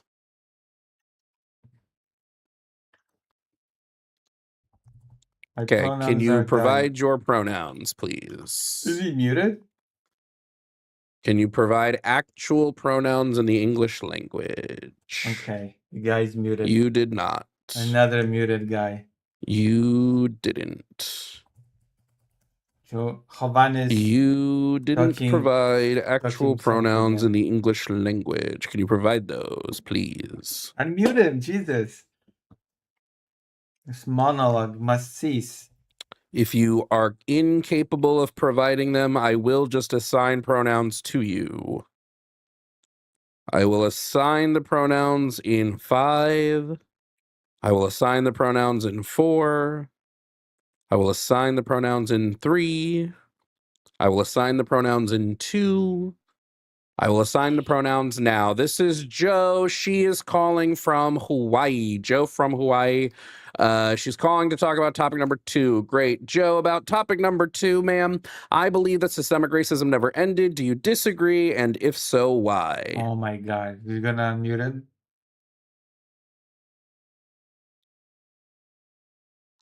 Sorry, I don't know what that has to do with whether or not systemic racism ended. Oh, Sorry, I'm not sure what that sentence had to do with systemic racism. It's up to you to prove that it exists. Oh shit, chat. Joe is muted. I'm so sorry, ma'am. I had you muted that whole time. This is Joe. She wants to talk about systemic racism, but she's refusing to answer questions. So Joe, do you believe systemic racism has ended? And if not, why? Because you can't prove that it exists. So you can't prove that it ended. You can't prove that it exists. I just wanted to make sure that you couldn't prove it ended. Great. Joe, I'm sorry. I don't know why, Joe. I don't know why you're talking out of turn, Joe. That's weird. I don't really care. You're That's kind of weird. Mom. I don't know why you're talking out of turn. If I need to mute you in between sentences, I will. If that's what I have to do. But I would assume, Joe, that you could have some semblance of impulse. All right, Joe, you're going to have to be muted in between sentences because you can't handle having like just proper impulse control. So Joe, you are now muted. I'll unmute you when I am done speaking. So systemic racism still exists. We can see this in the disparities that operate most of the systems of our country. We can talk about specific ones if you'd like. I can get into the disparities in the criminal justice system, disparities in the medical system, disparities in the educational system, disparities in the political system. We can get into any one of those if you'd like. So many disparities. Joe, you just have to pick one. Now that I'm done speaking, I will unmute you. You're disparities unmuted. Disparities don't prove anything. That's just you crying about things that you can't prove. Disparities prove a lot, actually. Actually, no, they don't. Actually, yes, they do. There's variations on a lot of different things. No, they actually don't. Isn't. That's just you making. No, that's just you making Great. huge code. Joe, have you heard of the Veil of Darkness study? How about you just make an argument? I'm sorry, I'm asking you if you've heard of a specific study. Is the answer yes or no? How about you just make an argument? I am currently making an argument. Arguments can be made by asking questions for clarity. I'm waiting for your argument. I'm asking you if you've heard of this study. Have you heard of it, yes or no? I'm waiting for your argument, Joe. I'm waiting for your argument. Okay, we're going to have to mute you now. I'm going to assume the answer is no, because a sane person would have just said yes. Oh, I have heard of that study. So I'm going to assume that the answer is no, you have not. Now, the Veil of Darkness study is a study that was done by Stanford, where they analyzed 95 million traffic stops across the U.S. Make your argument What they did is they checked areas of the country in which it gets dark and light at different at the same point of the year. So sometimes it might be light at 5 p.m. and sometimes it might be dark at 5 p.m. They analyzed every traffic stop to see who gets pulled over more, white people or black people, and they found that when the sun is out, Black people are pulled over at a rate 16 times higher than their white counterparts. And when the sun is down and you can no longer see the color of the skin of the person driving, those rates even out. Curious. They accounted for every variable in this study, Joe. Any variable you can think of, they accounted for. And they still came up with the same thing. Now, Joe, I would like you to explain, if not systemic racism, why Black people would be pulled over at a rate 16 times higher than their white counterparts. Go. You are unmuted now. I'd love to hear your answer. When the light's up. You fish where the fish are. Black folks commit more crimes than white folks. They accounted for this in the study. Oh, you sure? Yes, I'm positive. Really? You just said study. Well, I don't really care about your study because I don't really. Okay, beautiful, beauty you. So what we've learned here is that I came with evidence and Joe doesn't care about evidence. Joe just cares about his feelings. Sorry, her feelings. She just cares about her feelings. She is a little emotional. She only operates off of feelings. So because she only operates off of feelings, this isn't really going to be that fruitful of a conversation. So I'll bring up my next point. We can look at the U.S. Sentencing Commission.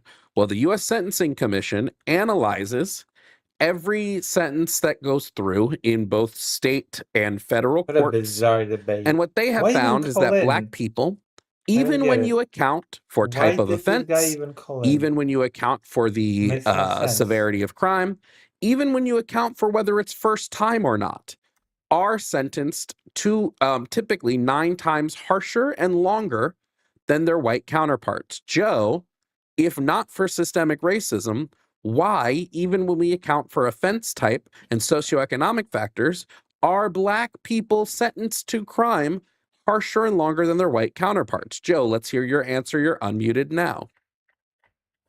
Again, fish where the fish are. Sorry that you Black folks commit more Okay, crimes. Joe, muted because you couldn't address this. I already said we're not talking about whether the crimes are committed more. We are talking about the rate of sentencing. I know this is hard for you, ma'am. I know. It's really tough. That high school diploma is hanging on by a thread. Okay? Now, I'm going to say again, Oh no. they accounted for both socioeconomic factors and they accounted for type of crime, whether it was a first-time offense or not, all of these other things. And you're saying, even though they accounted for all of these variables, it's still just the reason that Black people are sentenced for the same crime longer than their white counterparts is they commit more crimes. And you think that makes sense. I'd love to hear if you think that makes sense. Go ahead, you're unmuted now. Yeah, I'm sorry that you Black community commits a lot of crime. I wish you would stop. It really Now, Joe, it really makes my must fan be muted. It must be eating you up that a Black person is smarter than you right now. Because, unfortunately, I have evidence on my side. I have empirical data on my side. What you Jesus have on your Christ. side is being upset that a Black person probably fucked an old girlfriend of yours. Sorry. That doesn't really do anything for me in this conversation. So if you'd like to engage in reality and have a debate in reality, what I need you to do is provide some semblance of an argument. But you Blacks commit more crime is not an argument. It's not even a good claim. Now, what I'd absolutely love, is for you to substantiate the claim that Black people commit more crime. I'd love for that claim to be substantiated by you, Joe. So I'm going to unmute you. All I want to hear is a substantiation. That's it. That's all I'd love to hear. Anything else will just put you back on mute because it means you're unable to have a fruitful conversation.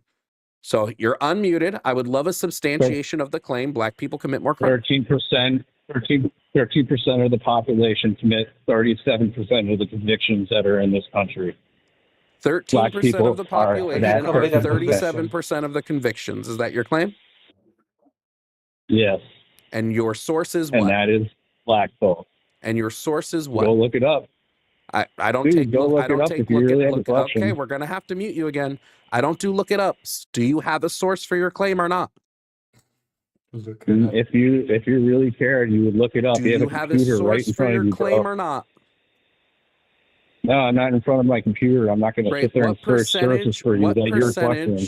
What percentage of when we talk about, because you're talking convictions here, what percentage of people who I'm are surprised released nobody's because they paying to didn't kick commit this the guy. crime? What percentage of that is black? What does that have to do with anything that I'm saying? What does that have to do with the actual convictions? Okay, so that I'm are going to have going to on? mute you because that was a really stupid thing to say, and I just need to not hear stupidity for a second. Your claim was black people commit more crimes because they're convicted more. But if a conviction is overturned, then those conviction rates would be inaccurate. Right, Bubba Girl? Right, Bubba Girl? So I'm asking you, what percentage of people who are released because they didn't commit crimes are black? What percentage of those people? Now, 60, it's a 70, pretty I don't easy know. answer. So we're talking exonerations here, Joe. What percentage of exonerations are black? I actually don't know. Do you know? You mean out of the very little exonerations that happen? Sorry, I do don't you know, not have an probably answer? more than. Do you not have an answer? Do you have an answer how many exaggerations there are here? Do you? I don't know why you're asking me questions because you're afraid to answer the questions that I asked you. Because I'll totally mute it again. Mute it again. I'm just gonna have to keep muting you, Joe. I don't know why you think you control this show, but you don't. So you either answer the questions that are asked of you, or this is gonna keep happening. It's fine by me. You're not wasting my time. So 53% of all exonerations are black. 53%, Joe. That's a lot. And that's only the people that are released. That's not counting the innocent people that are still sitting in prison. That's just counting the people released. 53%. Now that's interesting. All right. That's very interesting. That your claim, black people commit more crime, so therefore, now your way to substantiate they commit more crime is convictions, but convictions don't equal a larger portion of committed crimes. It just equals a larger portion watching of people a debate about racism, and then I'm gonna play a game. I could not draw anymore. The laptop cannot handle it. Oh, if you're here today, maybe we could play that Devil May Cry game. How's that? How's that for a game? Convicted. How many black people are falsely We'd play Devil imprisoned? May Cry. How many white people are let off for crimes because they We'd receive fight that stupid spider boss that I hate. lighter sentences? Possibly something I brought up. Oh, Barry! Thank you for the $25. If this is enough for Lucy's pasta addiction, all she ever does is talk about pasta. I actually did eat pasta today. Bologna. I did eat pasta today, so actually that's weirdly accurate. That is very strangely accurate.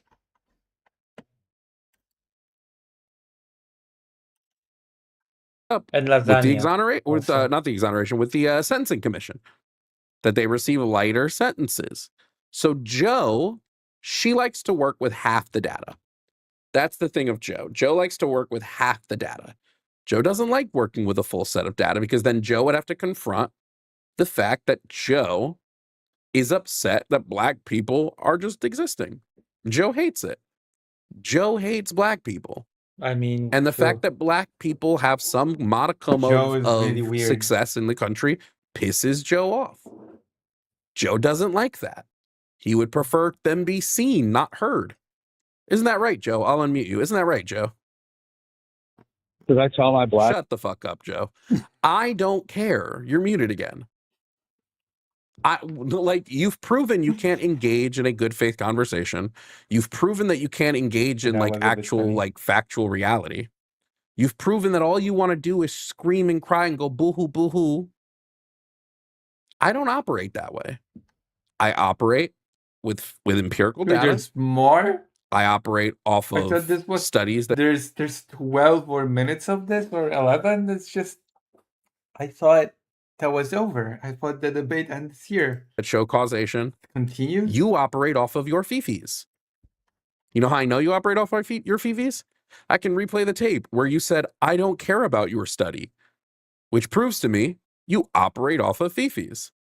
Now, Joe if you have some type of, now that I've provided multiple sources of evidence for systemic racism, whether you believe them or not, I don't give a fuck. I've offered multiple credible sources. Do you, Joe, have some type of empirical data to show that systemic racism no longer exists? I'd love to hear it. You're unmuted now. I'd love to hear the answer to that question. Yeah, you're crying about disparity doesn't prove anything. So the answer was no, you don't have some type of empirical data to show that systemic Yeah, racism no you're longer crying exists. about disparity doesn't prove anything, and you So muting and filibustering also the doesn't answer prove anything. is you don't have any empirical data The to answer prove is what yourself I just fucking muted. So that's not empirical data. Yikes. Not empirical data. This gets. I'm just muting gonna you again repeat because this that over wasn't and over empirical again. data. This was. I would have just gonna loved some continue semblance for of 10 more empirical. minutes. Just somebody should just pay $20 to kick this guy. I just don't get it. What is the point of this? Is this guy gonna make a point? Is there gonna be a point made?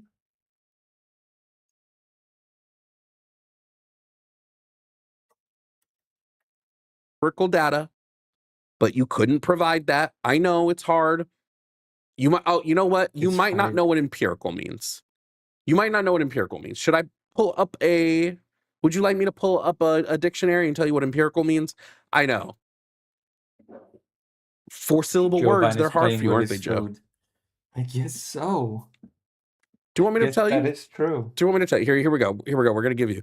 So when I say empirical data, what I want is data based on observation, measurement, or direct experience rather than some type of theory, speculation, or Oh, intuition, really? which is what you're giving me. Oh, yeah, that's true. So I love empirical data. So I'm going to unmute you again. Still 5 minutes I'd love left. to hear some empirical data, such as Yeah, you're right. You're right. when we analyze 95 million traffic stops, we find that even when we account for everything else, black people are pulled over at a rate 16 times higher than their white counterparts.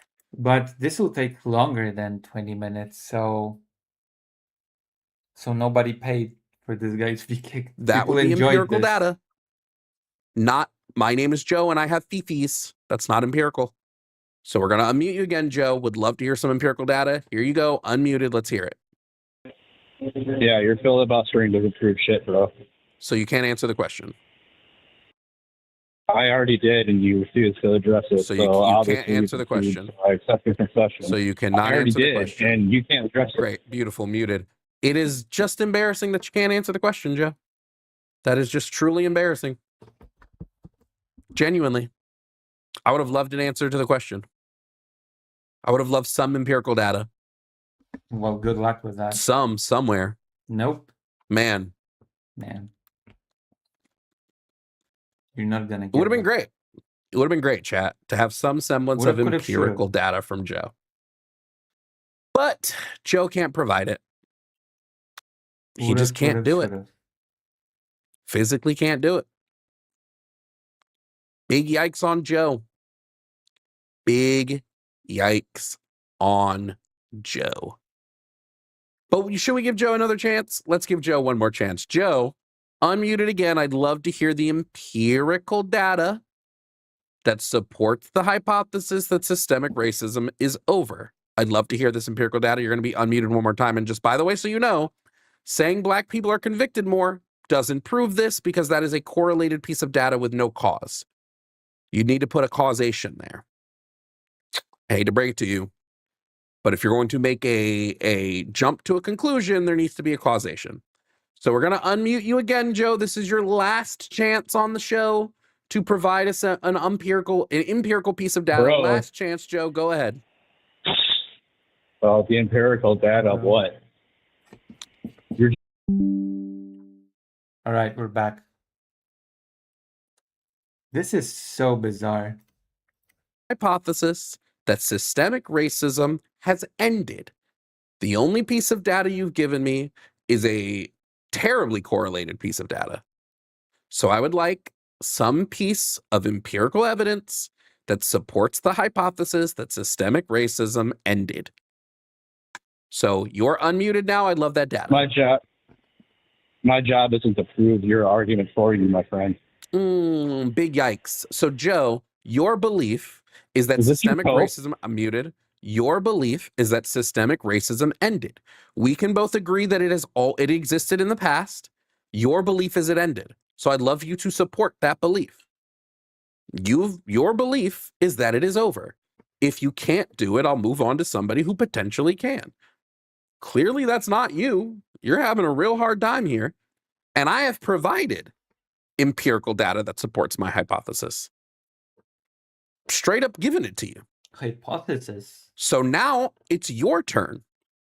So, unmuted for the final time. This is I your just last said chance. disparity doesn't prove shit, bro. This is I your, just okay. said Well, this- Joe, you that kick me, Joe, you what you have, concede. Joe, what If what you you have can kick me, proven. you just conceded. What I really don't I care accept if your you concession. muted, muted. Joe, I don't care about all this like proselytizing. I don't care. Genuinely, it means nothing to me. If you want to go Is he onto about your to get corners of kicked? the internet and go, look, guys, I won, please do. Please tell your 15 followers who are mostly made up of like your grandparents and your aunts and your uncles how happy you are that you won the debate. More power to you. You can clip. I wish My name my is Jovan, uncles and watched Joe my stream. easily won. You can clip this and use that up until the point that I release this video. And at that point, everybody is going to see that you flummoxed. So if you want to, for the next like day and a half, to be out there claiming you won, more power to you, Joe.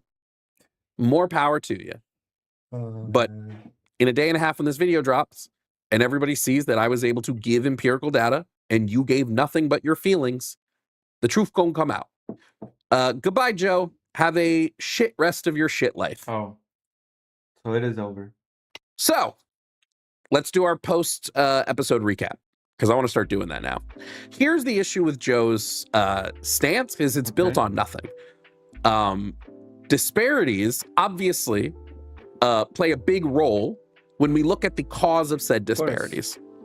And most of my studies look at cause because they account for different variables. So we can look at specifically the Veil of Darkness study, and we can look at the different variables that it accounts for. Let me pull up the study so I can give you guys accurate information. Thank you.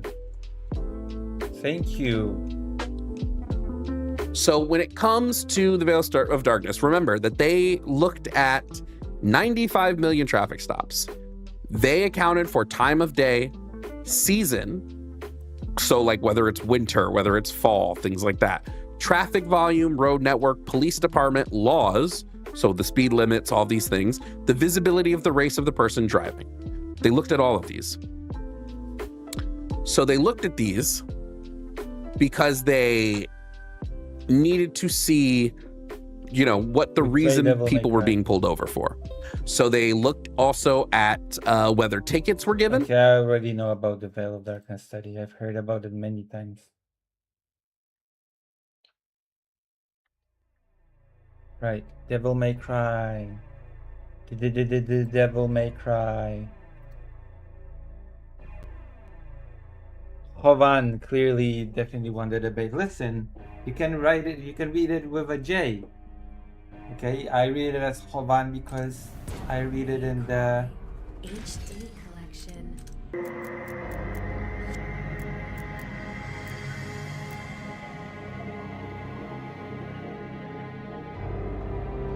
It should be fine now.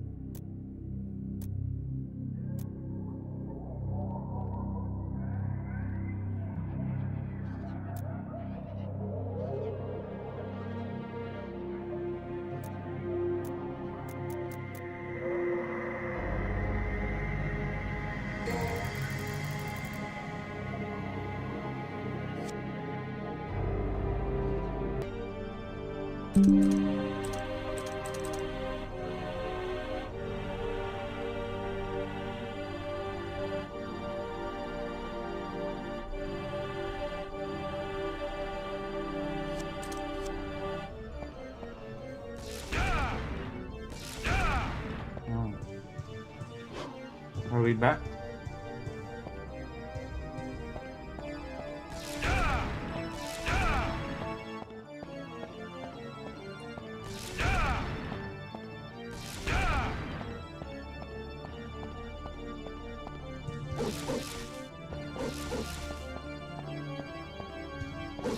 you, Police Master?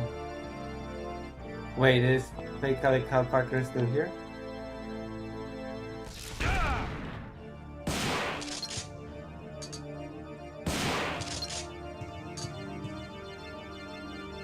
Are you still here, fake Cal Parker?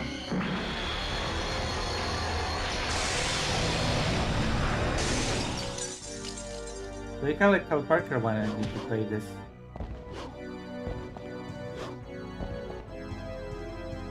Did you know? Did you know this about me? My secret?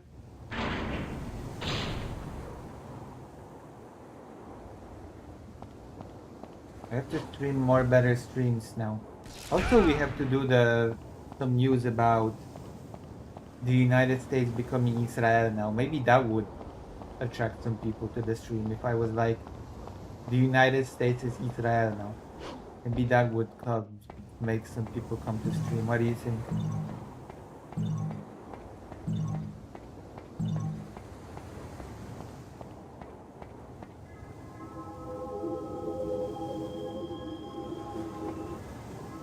What do you think, Rich Master? Should I do this?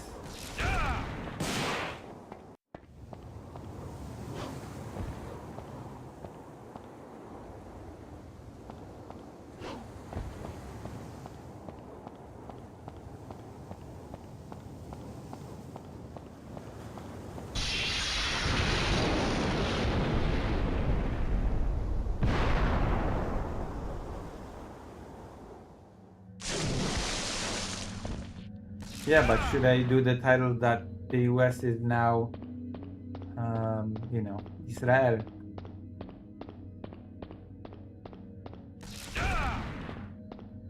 United States of Israel.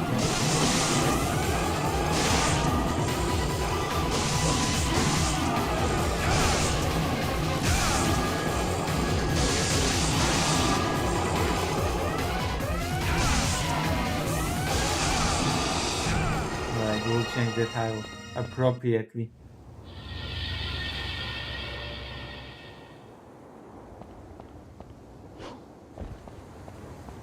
Alright, we will change the title once we get the news. It's gonna be so exciting. I'm gonna rage quit this game probably in a few tries when I die to the stupid boss. You know what I mean?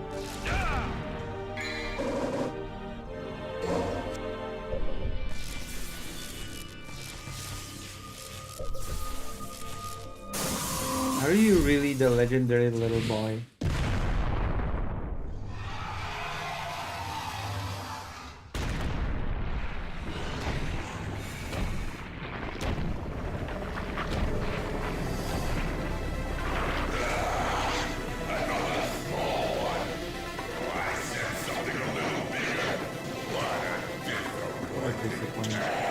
What a big surprise. You love I hope for your sake you got quitting? something inside that big body of yours. I feel like I have to rebuild the audience this month. I feel like I used to have at least those 20 people watching, but now, what happened to these Master?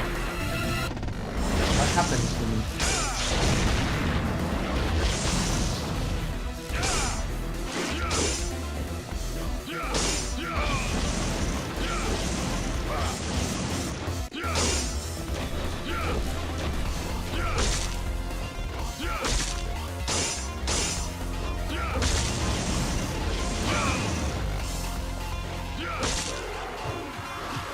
I feel like I'm failing at streaming.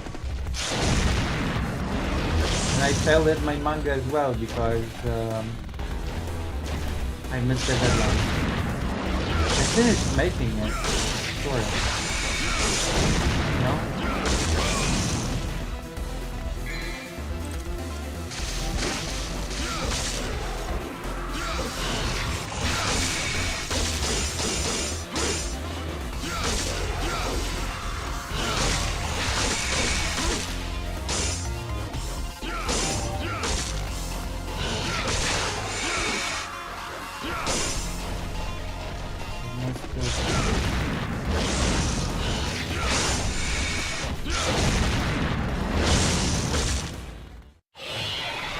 Wait, did I kill it?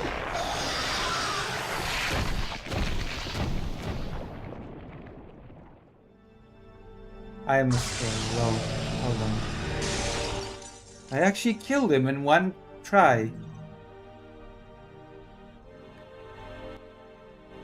I cannot believe this. What the hell? I thought I would die 50 times or something, but no. What? No way. Did you see that? Glitch Master, are you proud of me? Or something? Glitch Master, say something. Are you not proud of me? Tell me you're proud of this achievement.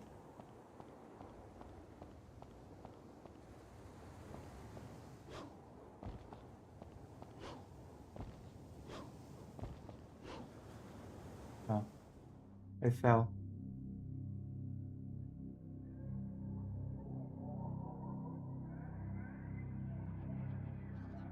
What? Secret missions? A for its weak point and defeated with that single shot? What?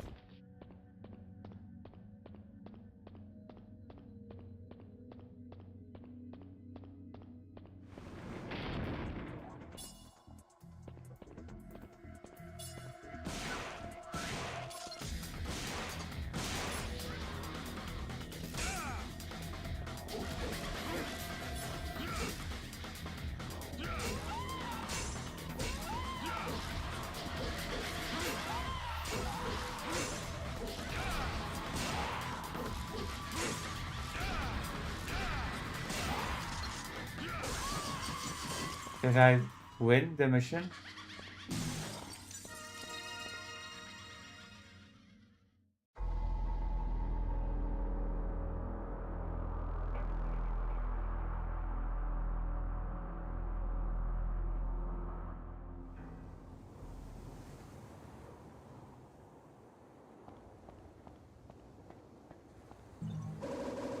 Blue orb.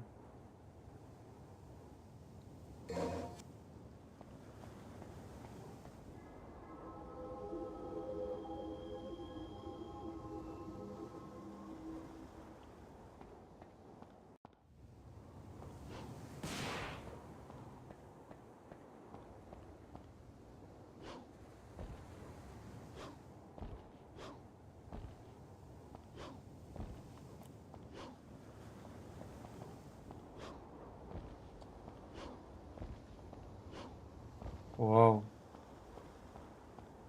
Whoa. I can't believe that Calical Parker is not here for this.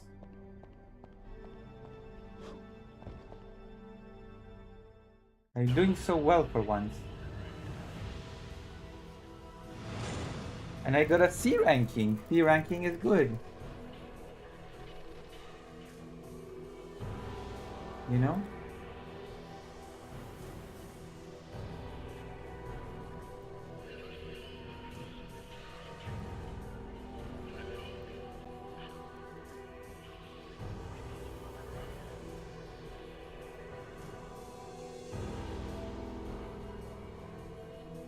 You know what I mean?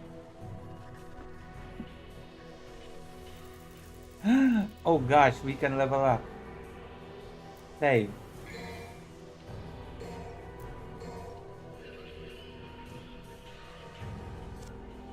Okay. Next mission. Black Knight. Display one strength to the lion and open the path. Acquire the melancholy soul. Alright. So we can do the well, no, we can. Air raid. Become airborne and become capable of performing aerial electrocution attacks. Extra. Devil Star. Vital Star. Holy Water. Water of Divine Blessings. It holds the power to eliminate all the evil that surround you.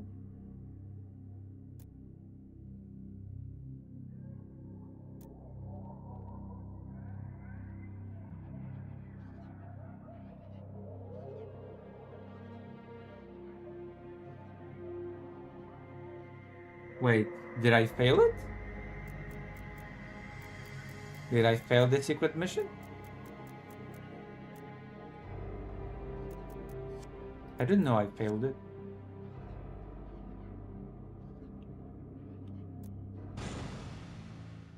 Did I really fail it?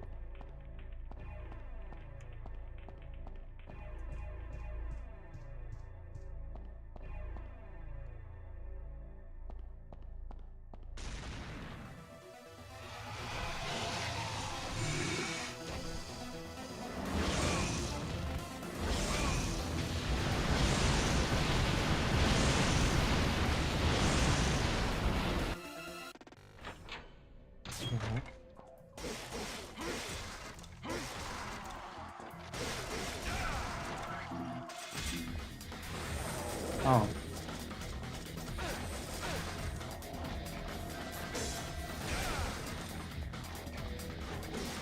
Oh well. I did the main mission though.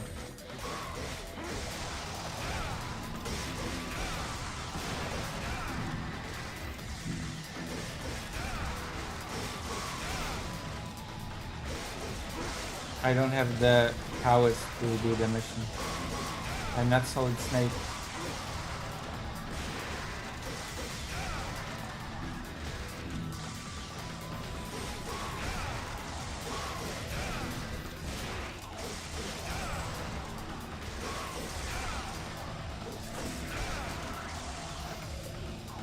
Yeah.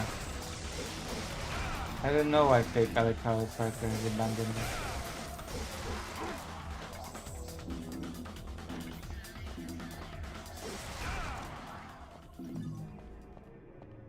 Why have you abandoned us, fake Alec Howard Parker? Why did you do this? You promised never to abandon us. You know what I mean?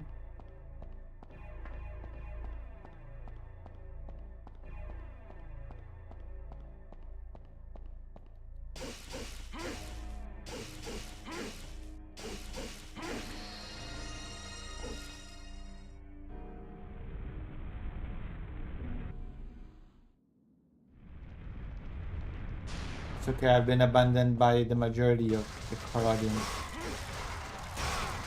Only you remain, Glitch Master. Maybe people have gotten used to me not screaming much and were like, Lucy quit, you know? But I never quit, you know?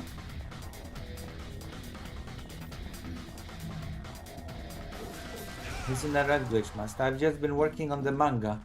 Even though I kind of finished the manga, but I failed because I didn't make it in time for the deadline. Which is sad, you know? But such is life, you know? You know what I mean?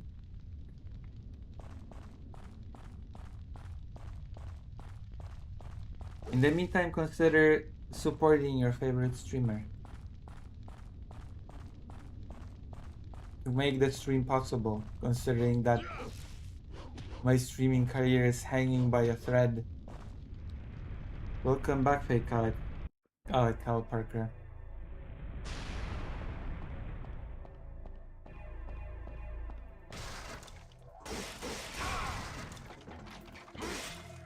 Fake Alec Cal Parker, I have failed an extra mission and I don't know how to not fail it. Do you have any advice for me?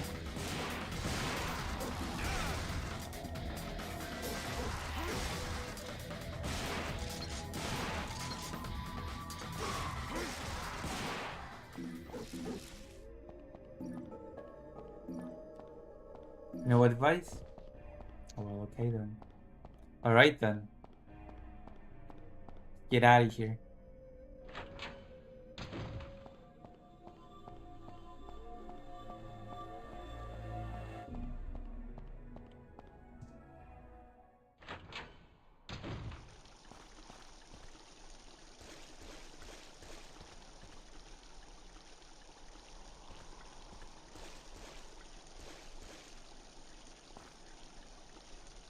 Wait, Glitch Master, hold on.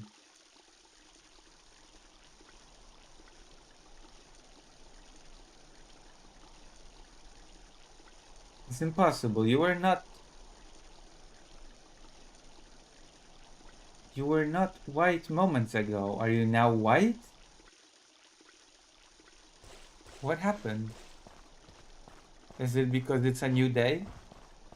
Why are you white? How can this be, Glitch Master? How can this be?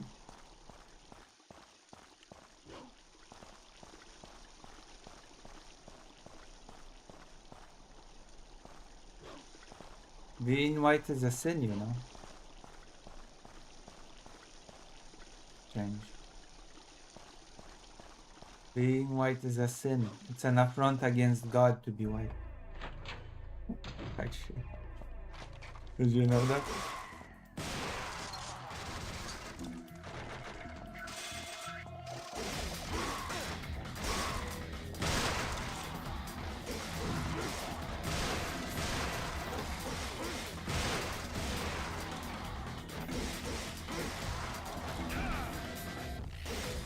It's true.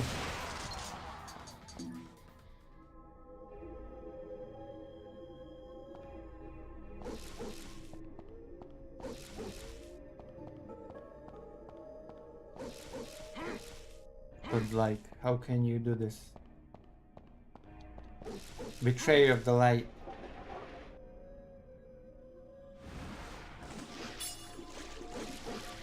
I'm not sure where I'm supposed to go.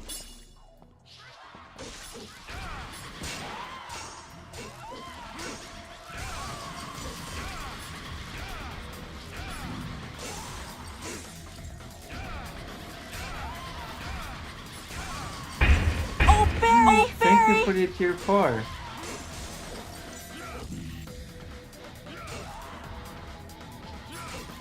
Thank you. Thank you very much. With this I can advance my goals of survival, you know? My goals of surviving in this cruel world of capitalistic endeavors.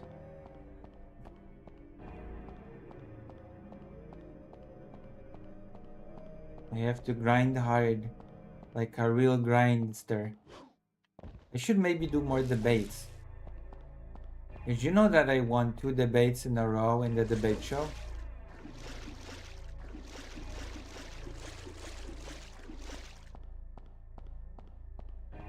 Which makes me a debate queen.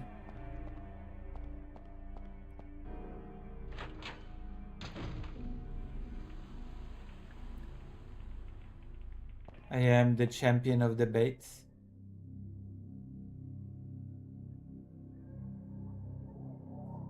Phantom baby. Defeat 100 phantom babies with okay, I guess I can do that.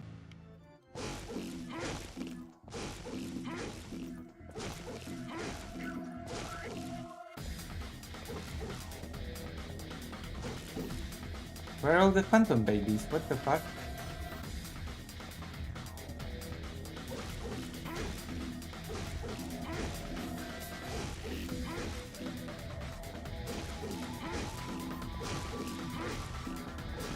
How many did I defeat?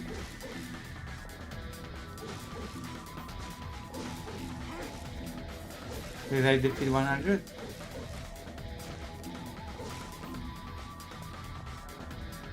Did I do it?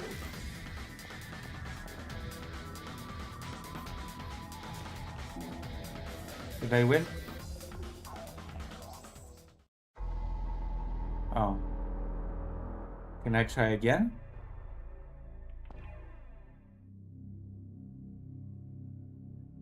Okay, let's try.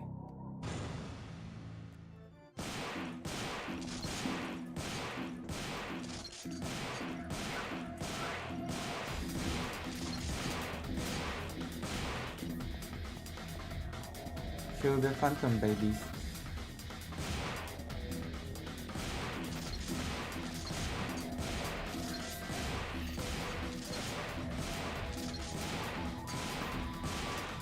We're gonna shotgun them, little babies.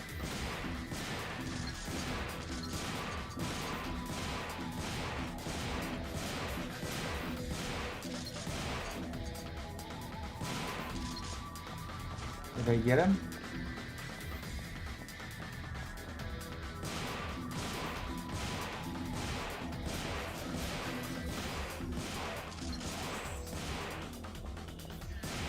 Did I do it? This mission is stupid, okay? Did I get him though?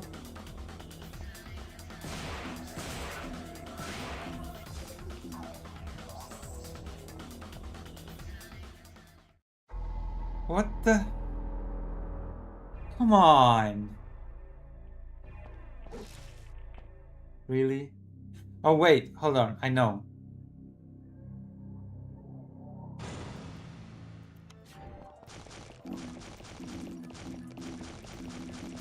Okay. I'm gonna do it.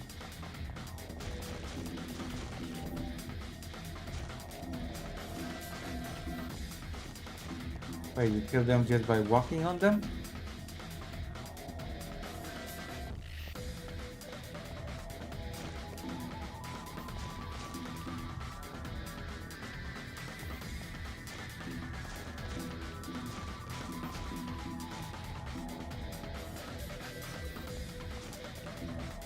Did I do it?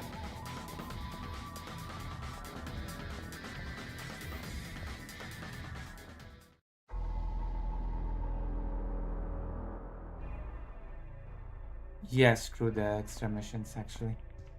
Through that noise. Okay.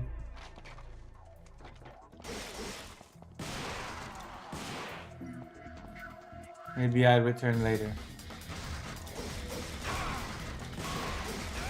The 6 missions are stupid and ugly. Nobody likes them.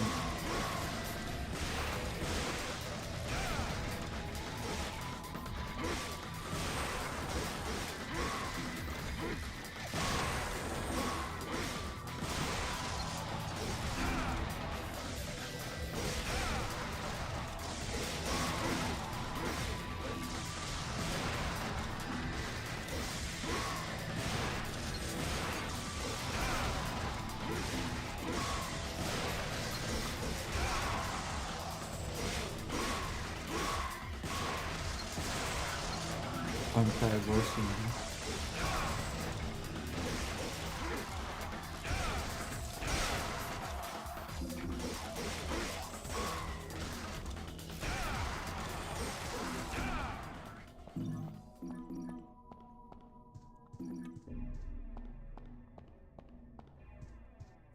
There's this horror manga about people collecting abortion ghosts. Just saying.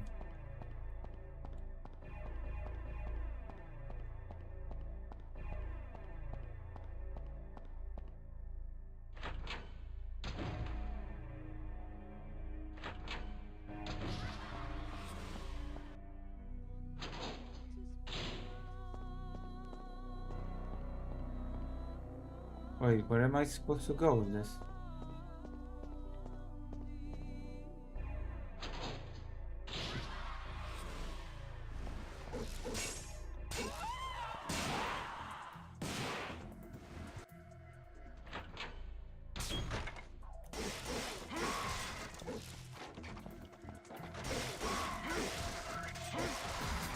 Am I lost in Devil May Cry?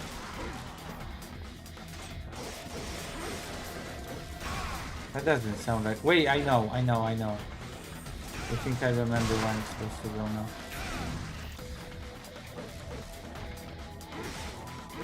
I think I remember now.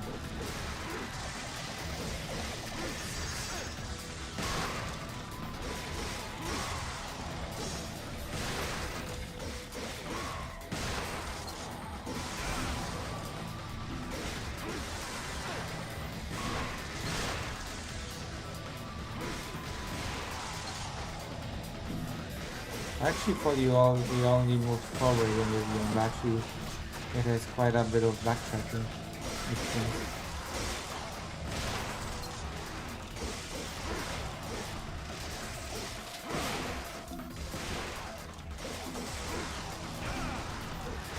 Maybe it wasn't a horror manga, it was a really surreal manga. I get lost in linear games the most, it seems.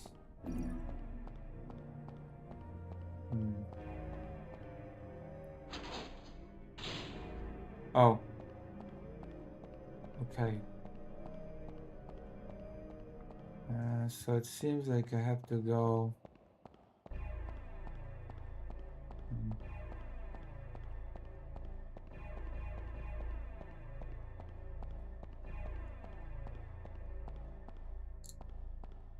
Here?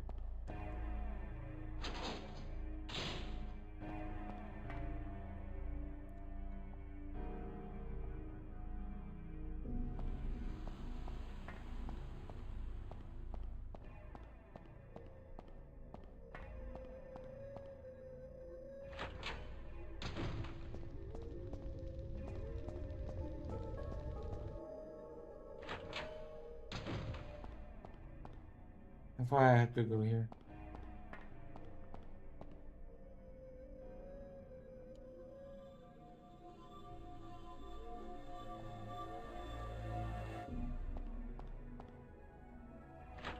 I didn't know this game had so much backtracking.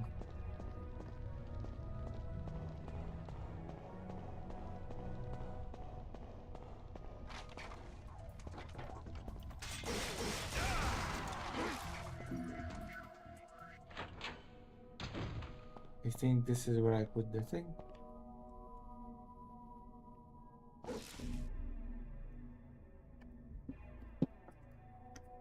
I have to go to the toilet. I'll be right back.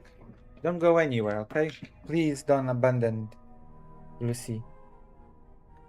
I'll be right back.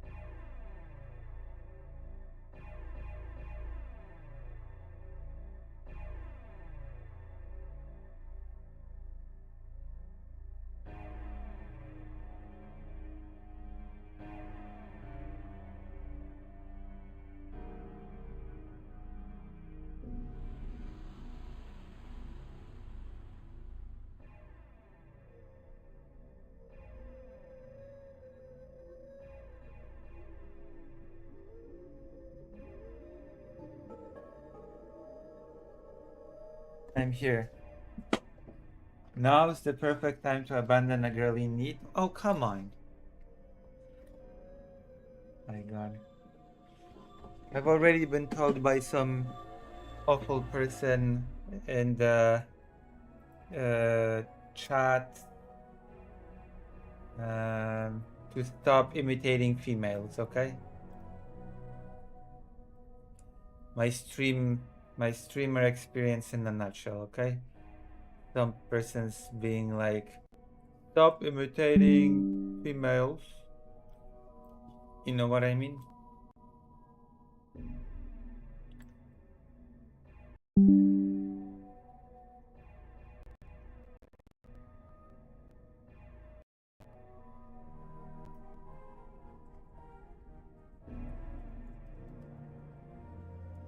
I'm gonna have to let the laptop rest a bit later.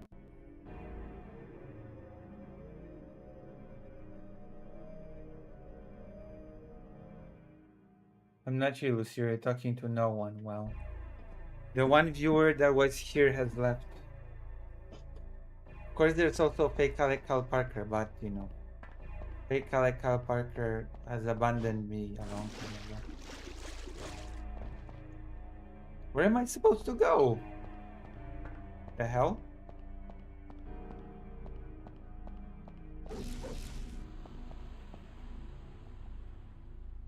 Where am I supposed to take this? Sign of the strong allows contradiction of the lion gatekeeper. Where am I supposed to take the pride of the lion?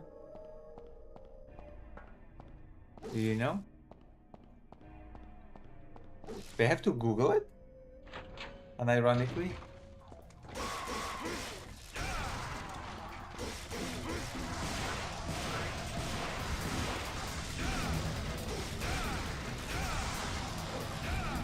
Also, I just noticed that I love Jovan video was Jovan plays with his food. I didn't know that before. I just know. Damn. Did you really just get the title? Did you really just say he's playing with his food without knowing the title? I thought you were actually reading the title, but damn. The one thing I don't like about Jovan is that he tried to defend collectivization in the USSR, and to me that's just no, there's no defending that.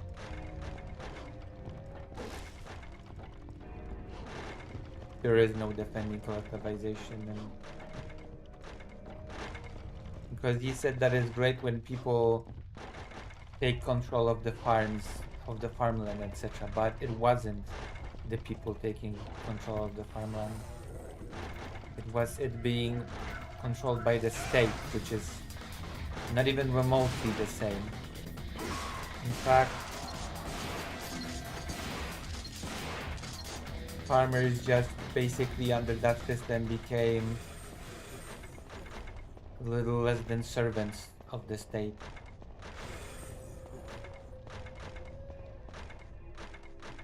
True.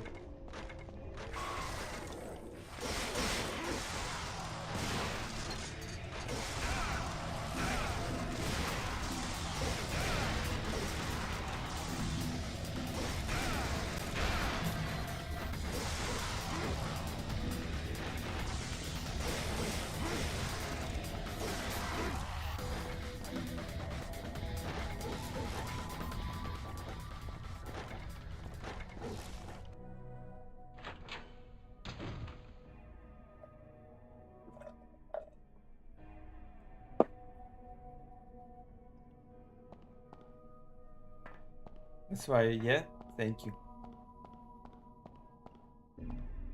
It is nice to be someone's favorite streamer, you know? Damn.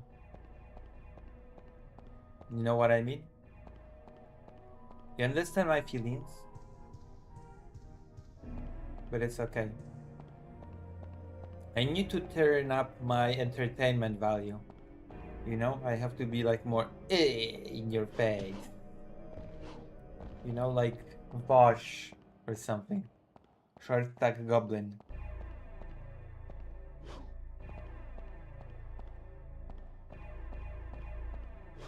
And debate. I mean, I won 2 debates and it has not given me much viewership, you know?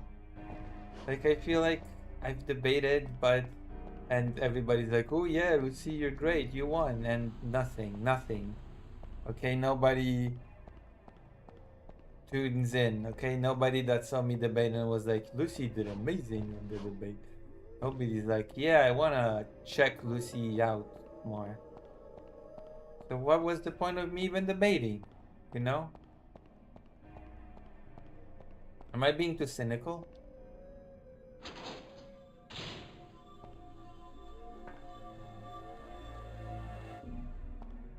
Okay, where do I take this part? I have to Google it, I guess. It's true. But that's because nobody wants to challenge me to a debate.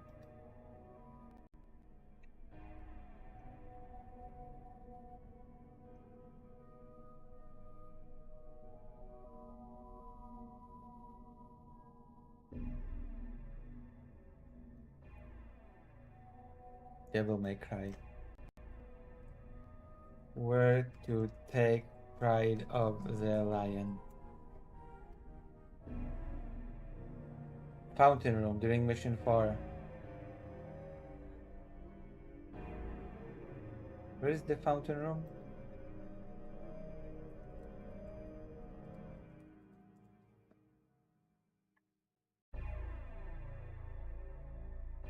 Oh, yeah, okay, I know now. Yeah, okay.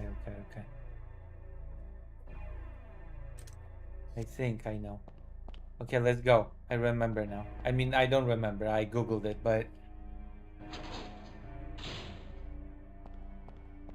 where's Dr. Jones, by the way? Dr. Jones just disappeared.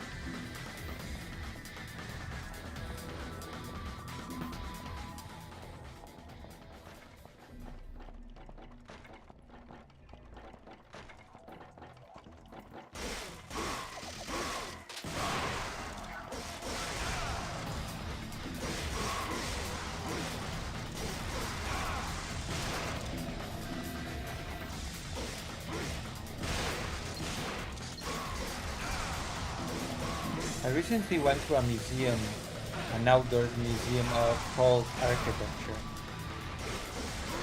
in Ukraine. It was like a bunch of windmills and stuff.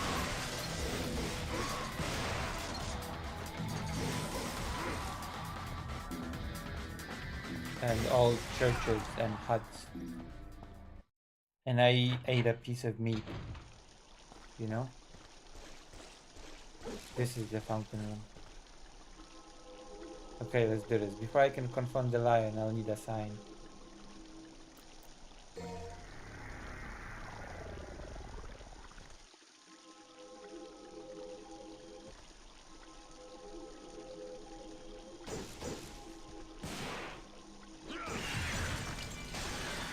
Okay, let's fight the boss.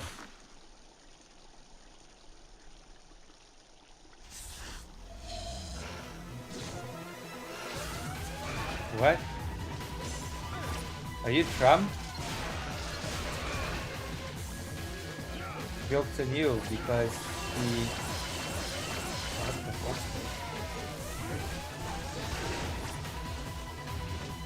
Joke's on you because the windmills were not active. How do I kill this thing? What the hell? How's with the bosses in this game?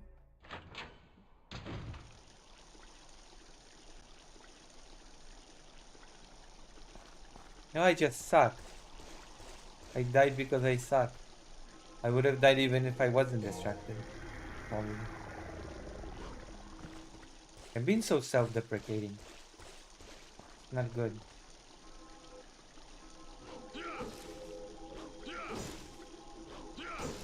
Should have more self-esteem.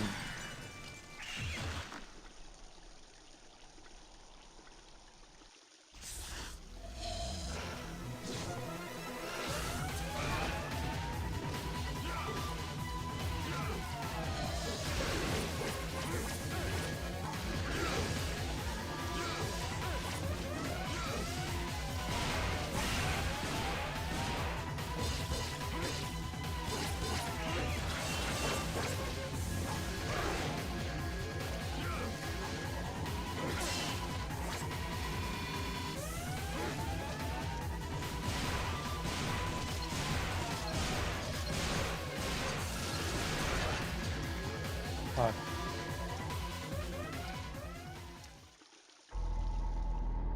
Introspective?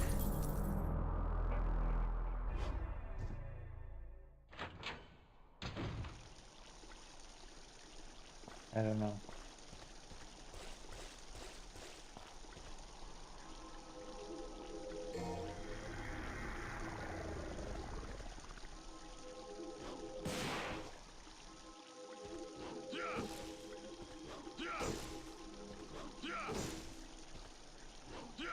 Yeah, I think so. I think I should shoot it.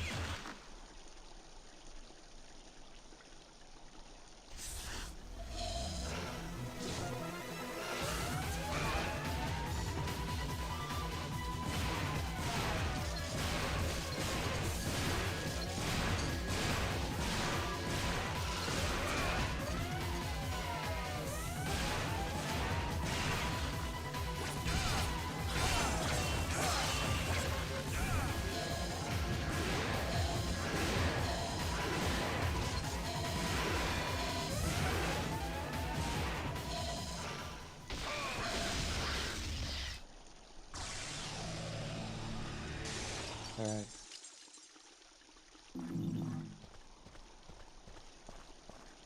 We only lost 2 yellow things, but we did it.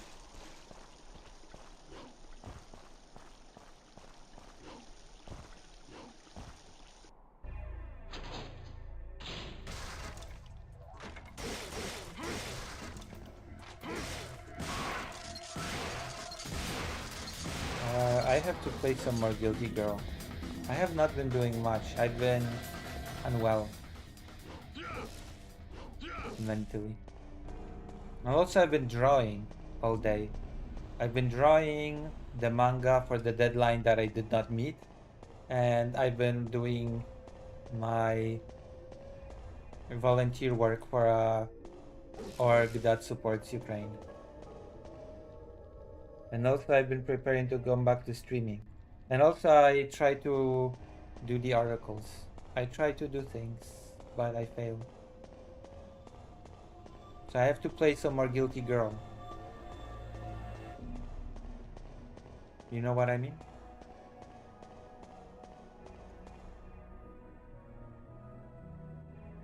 Yeah. I do like drawing.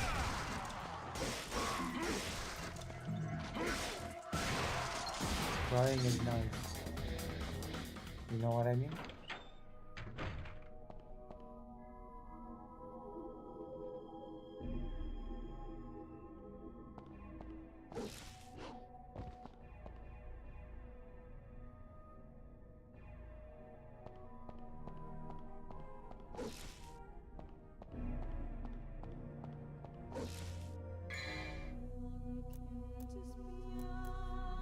I wanna do the double jump.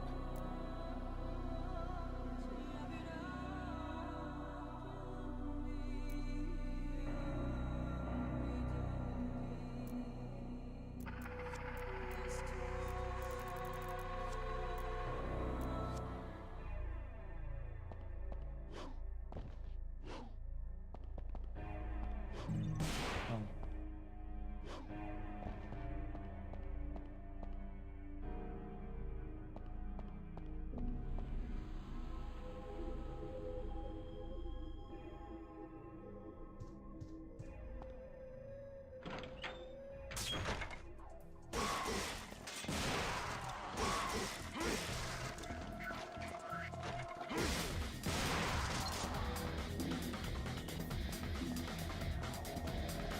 There were people that used to watch this stream, but I've not seen them in a long while. Don't beat myself if I do what?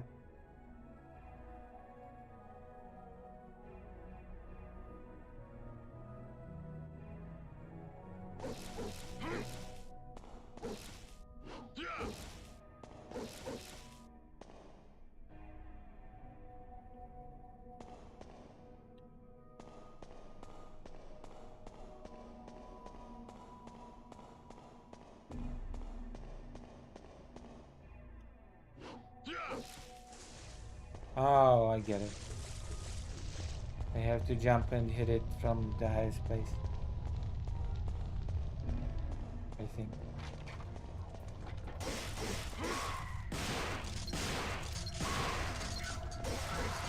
Boom.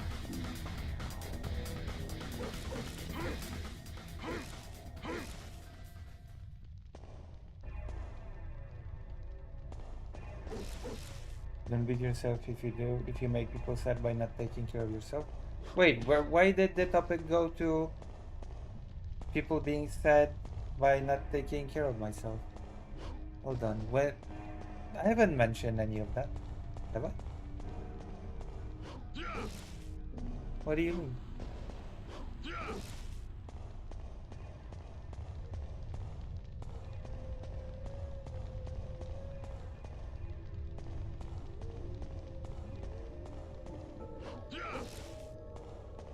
What happened? What happened that made you say?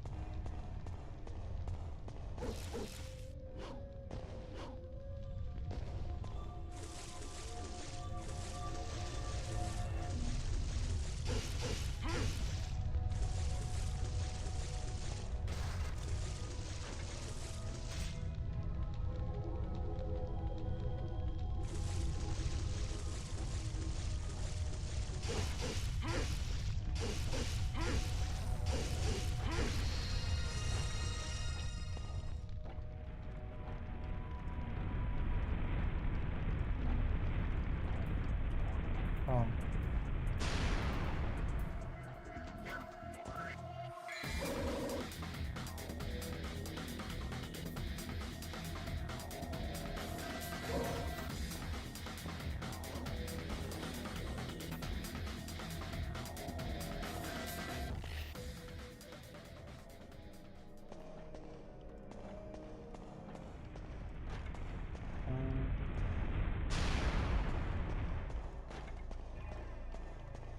Hello, Greater Aim.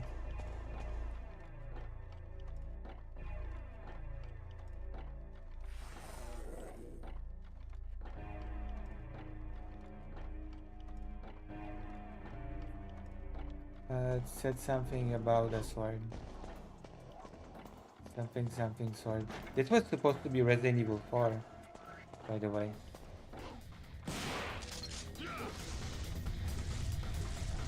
You know?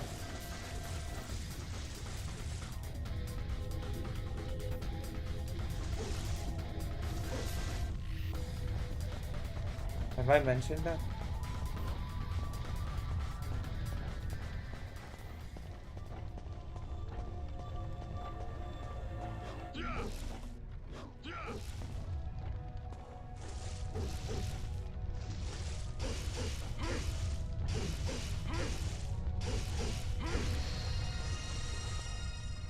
Have I mentioned that? Yeah. Devil May Cry was supposed to be Resident Evil 4.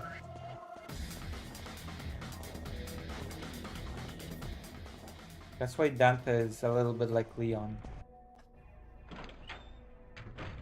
Kind of.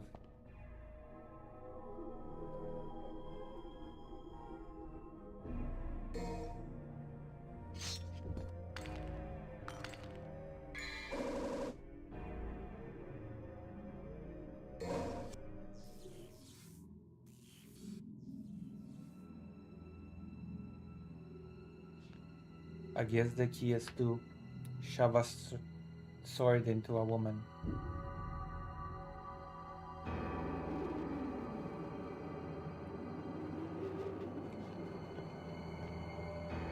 Look. Dante looks like Leon in a wig. Care to elaborate? Well, it was supposed to be Resident Evil 4, but they kind of thought that action-oriented thing would be better as a separate game. It's Dad.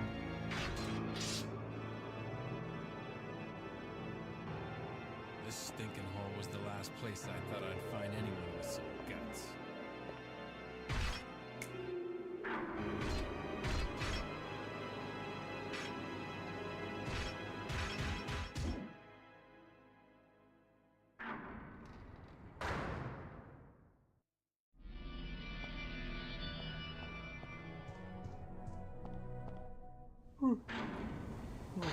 Sorry.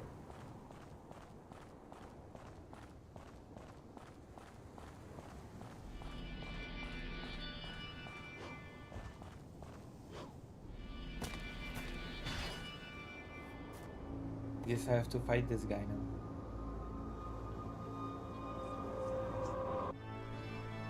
Are you my father? I think this is my father. Sparta.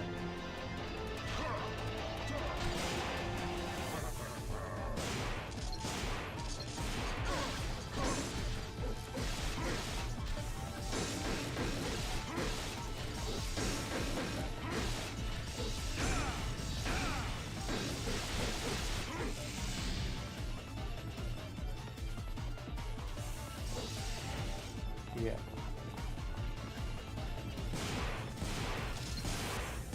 Leon S. Kennedy. Sexy boy. At least Anna says that Leon is the sexy boy. Sexier than Kratos. Though Kratos is not all that sexy to begin with, so. You know what I mean?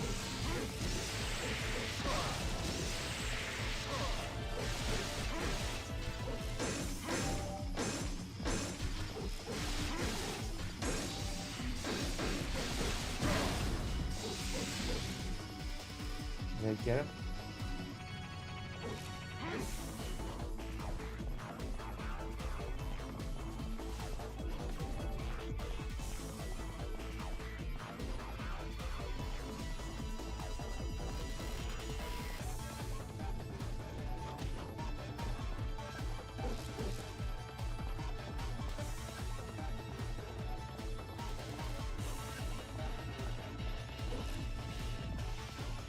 Where is he?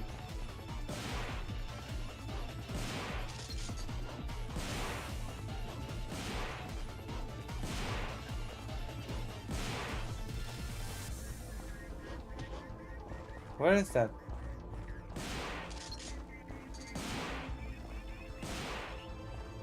Rufus.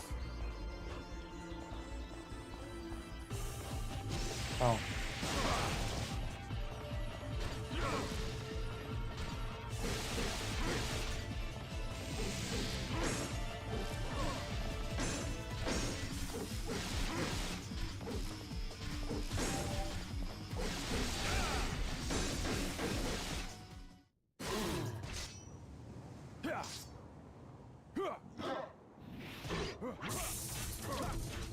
I'm your dad.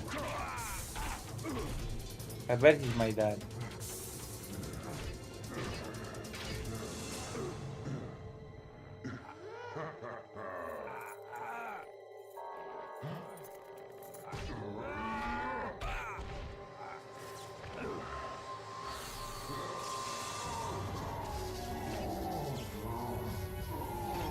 It's so obvious that this is my dad.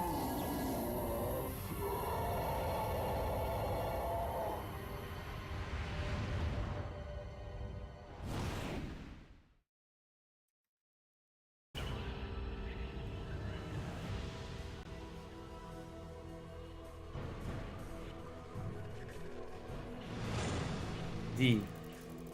Like dick.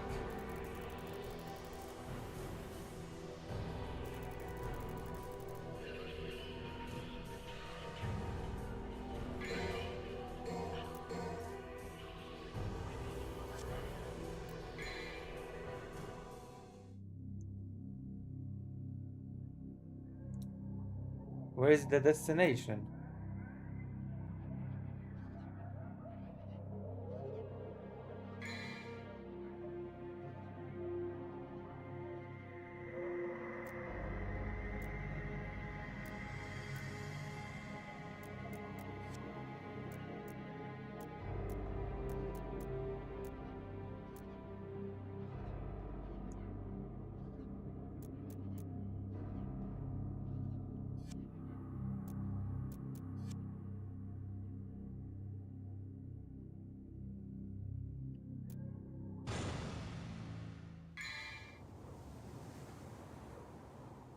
Um,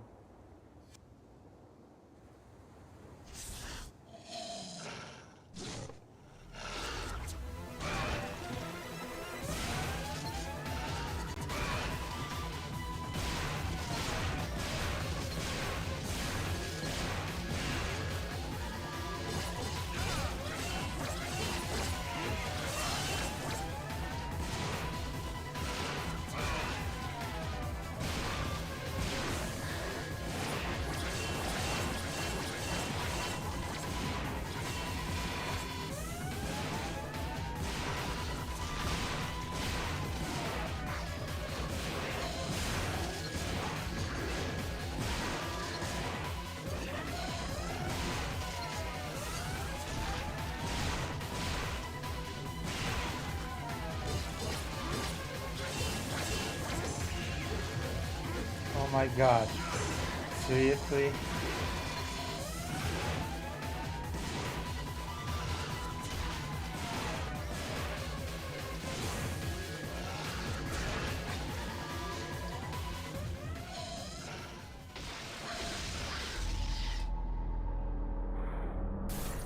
Come on. I can always fail again and again.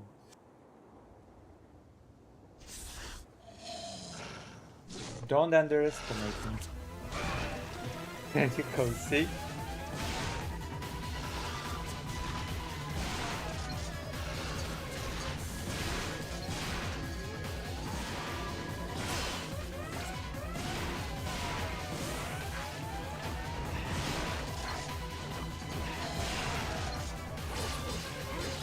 You underestimate my power.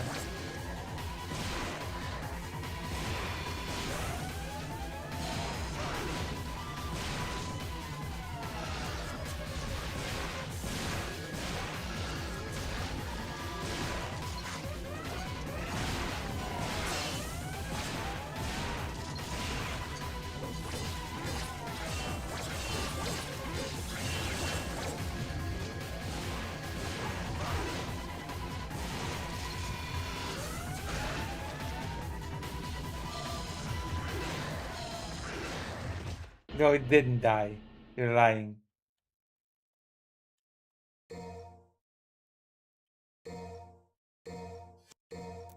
I cannot believe this. I cannot believe this BS.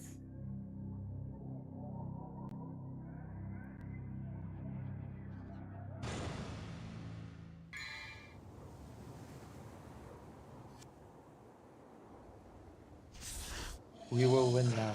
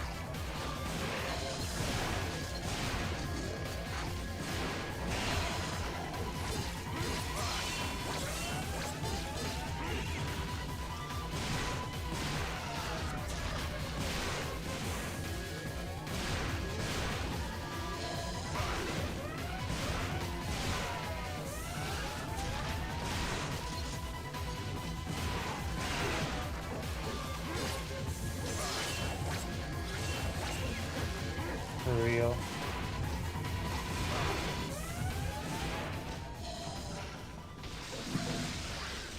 Okay.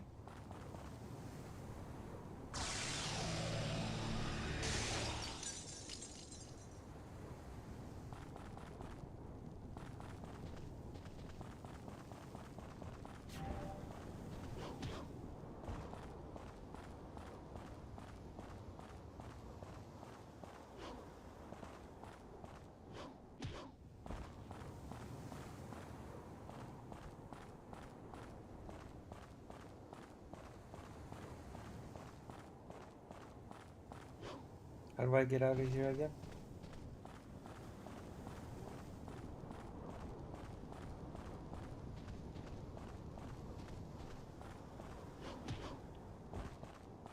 Job well done, but I'm about to run out of time because I don't know where to go. I'm lost. Wait, hold on, I have to go here.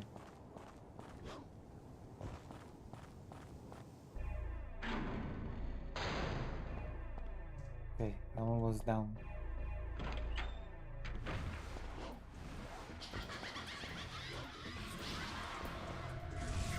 Wait, what the hell? I'm sorry. Yes. I did it.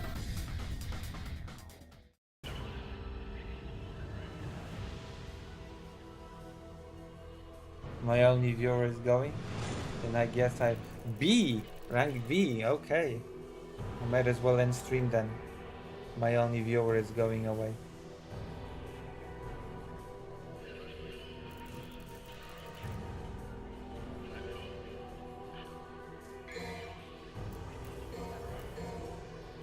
I guess I'll have to do news tomorrow.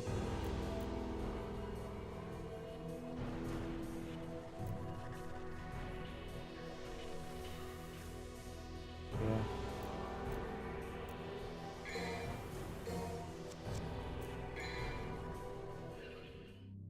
I'll do news tomorrow then.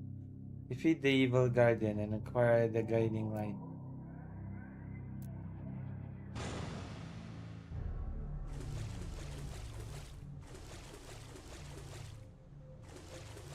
Oh.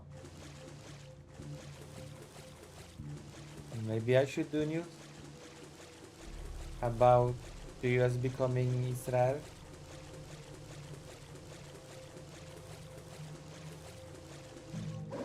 Ooh.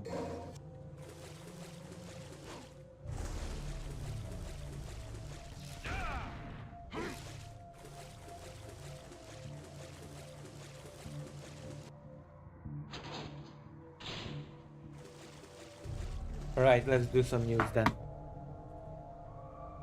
Oh, God. God Almighty. Gott Allmächtige. Allmächtige Gottchen. We are capture.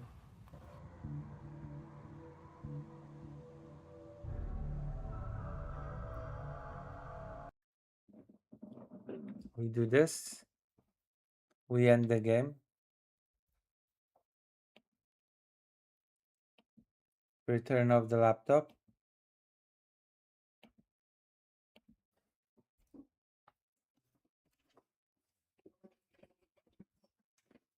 We turn on the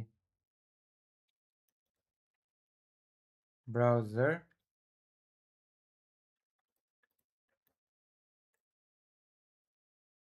And we go to news about the US.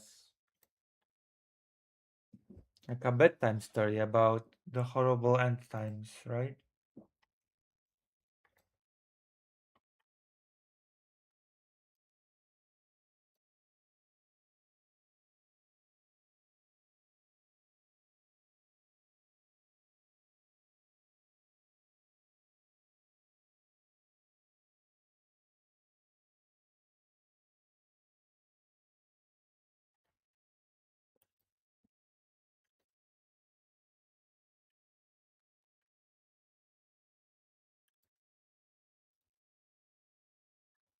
Mm-hmm. All right. So we're going to do this now.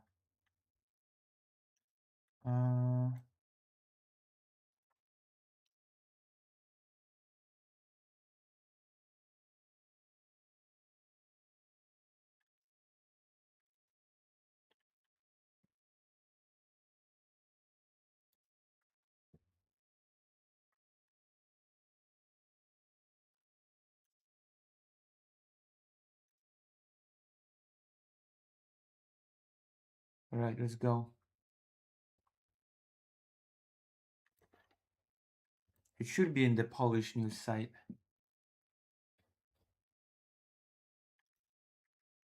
Let's see.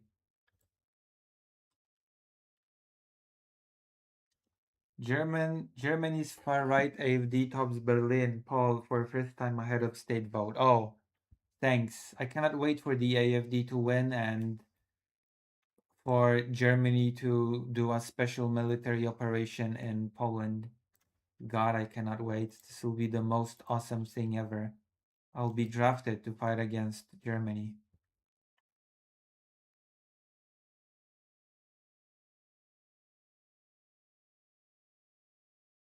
Ukraine's ousted popular defense minister says he will not accept another role.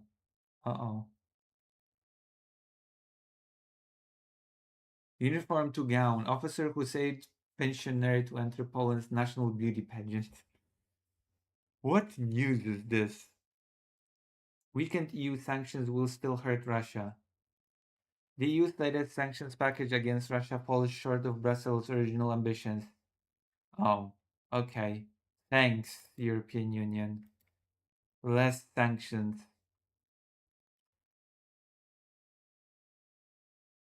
Significant problems in Russian banking system as public withdraws cash en masse. Ruble.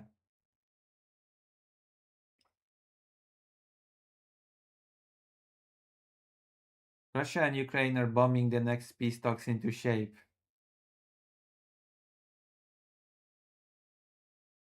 Damn.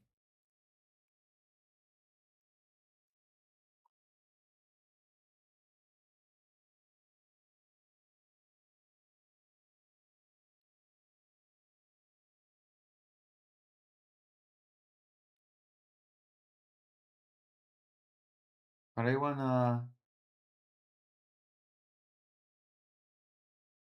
wanna read about the America thing.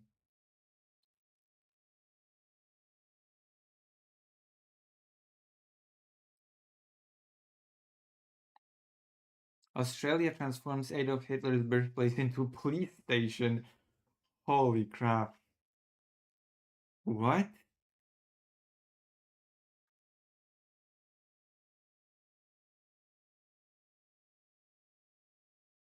Austria, not Australia.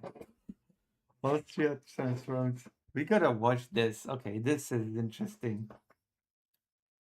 Now, this is news that I can cover. Alright. The house where Hitler was born is transformed into a police station. All police stations are Hitler's cribs. Let's go.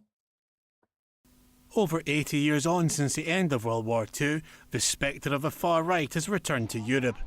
But in the town where Adolf Hitler was born, an unwelcome reminder of the past has been transformed. For many, far too many, were captivated and seduced by an ideology inextricably linked to this person who was I feel born like it's part of history, you know? I feel like you should be able to see the birthplace of the evil bad guy, you know? Like it's actually weird to transform it into a police station. in this very area. The Austrian Interior Ministry rented the house in Braunau am Inn, where Hitler was born, for decades to prevent its sale and avoid the risk of it becoming a neo-Nazi shrine. The ministry has now converted it into a police station, costing €20 million. Our Austrian Federal Police Force represents the exact opposite of the symbolism attached to this place. The conversion Oh, of the really? 17th century in comes as the far right once again dominates Austrian politics. The Freedom of Austria party, the FPO, is the largest party in the National Council and holds a commanding lead in the polls. We've got similar situations in other European countries. So, I mean, Austria is not Western European countries, I might add. What the fuck's with the neo-Nazi parties in Germany and Austria? entirely unique. However, the advance that the FPÖ, right-wing extremist party, has over all other competitors is quite breathtaking. Other sites linked to Nazi leaders, including Yeah, we've not learned anything from history. FDO. I was not even aware that Austria was in the grips of a far right. Whatever. Jesus Christ. The world just keeps getting worse. the grave of Rudolf Hess, have become shrines in the past. Residents of Brana Amen hope that the opening of the police station will draw a line under the town's history. It's a great thing, a good idea, because there is always a lot going on, and now not so much can happen anymore. I hope it won't say outside that it was Hitler's birthplace. You don't need to attract the fans. But with the far right once again a fixture of Austrian politics, there's still a risk of those fans returning. For TVP World, Andrew Sweeney. Jesus Christ almighty. They turned it into a police station as a preemptive move because the far right is winning in Austria, and it's so horrible. I never expected things to become like this, that there have to be this preemptive panic moves because, Austria might turn into a Nazi state, which is actually a risk for Germany as well. Am I actually and ironically going to live to a special military operation in Poland where, well, good luck. Good luck, Europe. Things are not going well, as always, as per usual. Ay, ay, ay. So depressing. But I wanna, bring you back to the depression of the United States. What is this Twitter thing? Okay, let's check it out.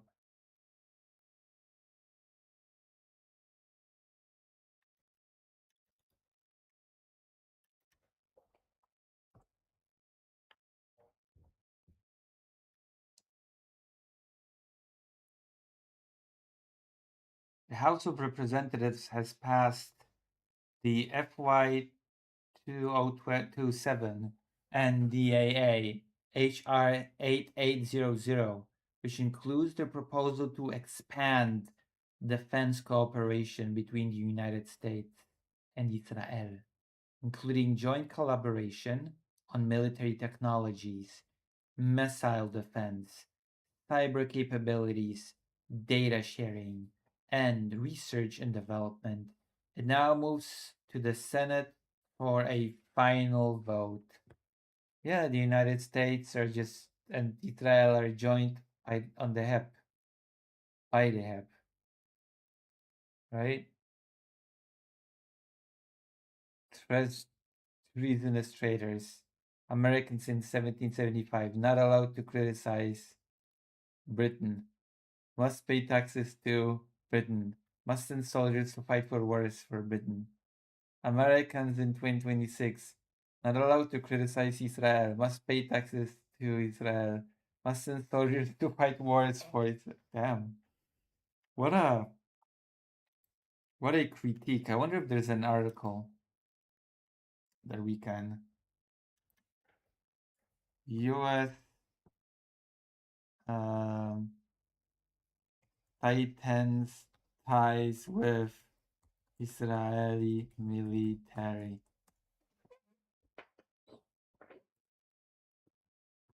The US passes 1.3 trillion military bill expanding Israel. What? Excuse me? 1.15 trillion military bill? And what? And people cry and whine about aid to Ukraine? 1.15 trillion military bill?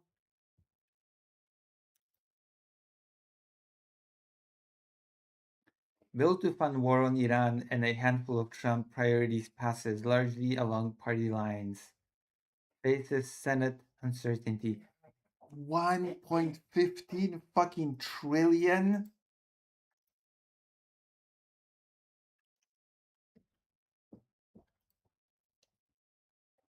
Republicans in the United States House of Representatives have narrowly passed a massive 1.15 trillion military spending package, despite concerns from the Democratic lawmakers over the price tag and enhanced military technology collaboration with Israel. Yeah, because, people complain about a 60 billion bill for Ukraine, or why even the Republicans voted against 1.3 billion dollars for Ukraine. But now, let's just pass a 1.15 trillion bill. Why not? The bill passed in the House on Wednesday by a margin of 216 to 2012, largely adhering to party lines, with the exception of 6 Democrats who voted in favor and 7 Republicans who opposed it. Final vote total for the NDAA today, which tragically merges our military technology and supply chains with Israel's. Fucking hell. Republican Representative Thomas Massey, who has clashed with the White House and been a vocal critic of the war on Iran, said in a social media post responding to the vote, "Let's hope this version fails in the Senate because Section 219 is a betrayal of our sovereignty. The 2027 National Defense Authorization Act, or NDAA, is a reflection of President Donald Trump's request for an enormous increase in the country's already unmatched military budget, seeking to boost spending from 100 billion last year to 1.5 trillion. Yeah. Trump has said the increase is necessary as the US fights a widely unpopular war on Iran launched by the US and Israel in late February. Yeah, a so-called war of choice.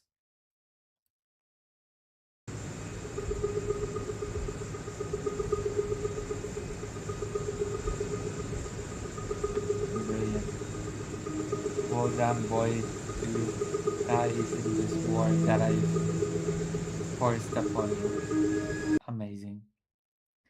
The 2027 NDAA has also attracted scrutiny for a measure that would expand military technological cooperation with Israel despite growing support among voters for ending military assistance to Israel. Well, the answer to voters is that the United States and Israel will be now closer than ever, especially with their militaries. The bill now faces an uncertain future, thank God, in the Senate, where Democrats are likely to object to the high cost at a time when the White House is moving to slash access to social programs. Senate Democrats blocked debate on the NDAA in a vote last week, with Democratic Minority Leader Chuck Schumer calling it a permission slip for the government's war on Iran. Like, come on. And people will have the gall to criticize aid to Ukraine. The NDA is typically seen as a must-pass piece of legislation, but this year includes other contentious measures, such as aid for Ukraine. The package also includes the Save America Act. So what aid for Ukraine does the NDAA have? Or does it lack aid to Ukraine? A key priority of the president that would impose new restrictions on voting to counter what Trump has falsely portrayed as widespread fraud. Wait, what are the new restrictions on voting? Do we have to go ahead and read this thing in full? Hold on. I'm gonna look it up.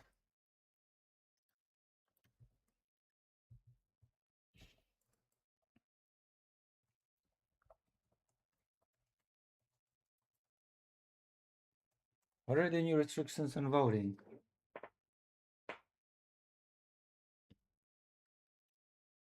Of citizenship, state implementation.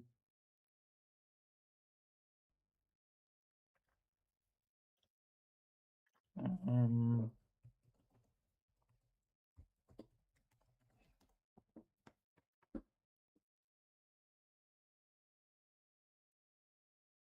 $800 million for Ukraine.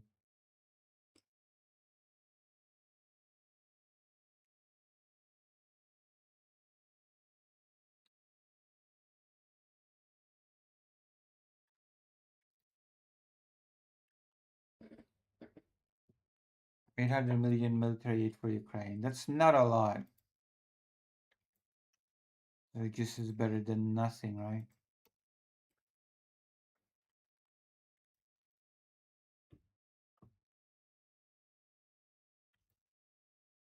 The United States House of Representatives has approved a compromised version of the National Defense Authorization Act.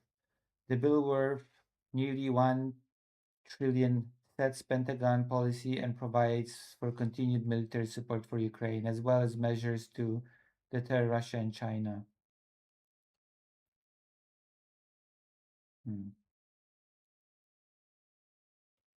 Yeah, I guess it's better than nothing, but still, the closing cooperation between Israel and the United States should be very worrying for everybody, considering how Israel has been acting, considering that it has led to this completely unnecessary war.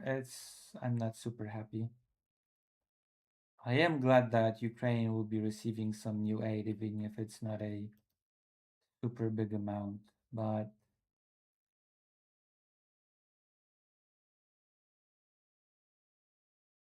yeah. I guess we did the topics for today. So I guess I will rest a bit now. We will continue doing the stream tomorrow. Maybe if I won't be on the way to Poland, which I actually might be. We'll see. Thank you all for being here tonight, and I'll see you tomorrow. I'll try to advertise the stream more, and I'll try to do better, etc. I'll try to be better, do better. I'll raid you now.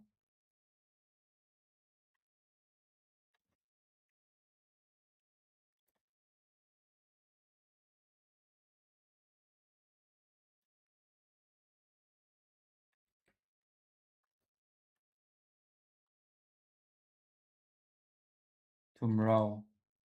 All right. Bye bye.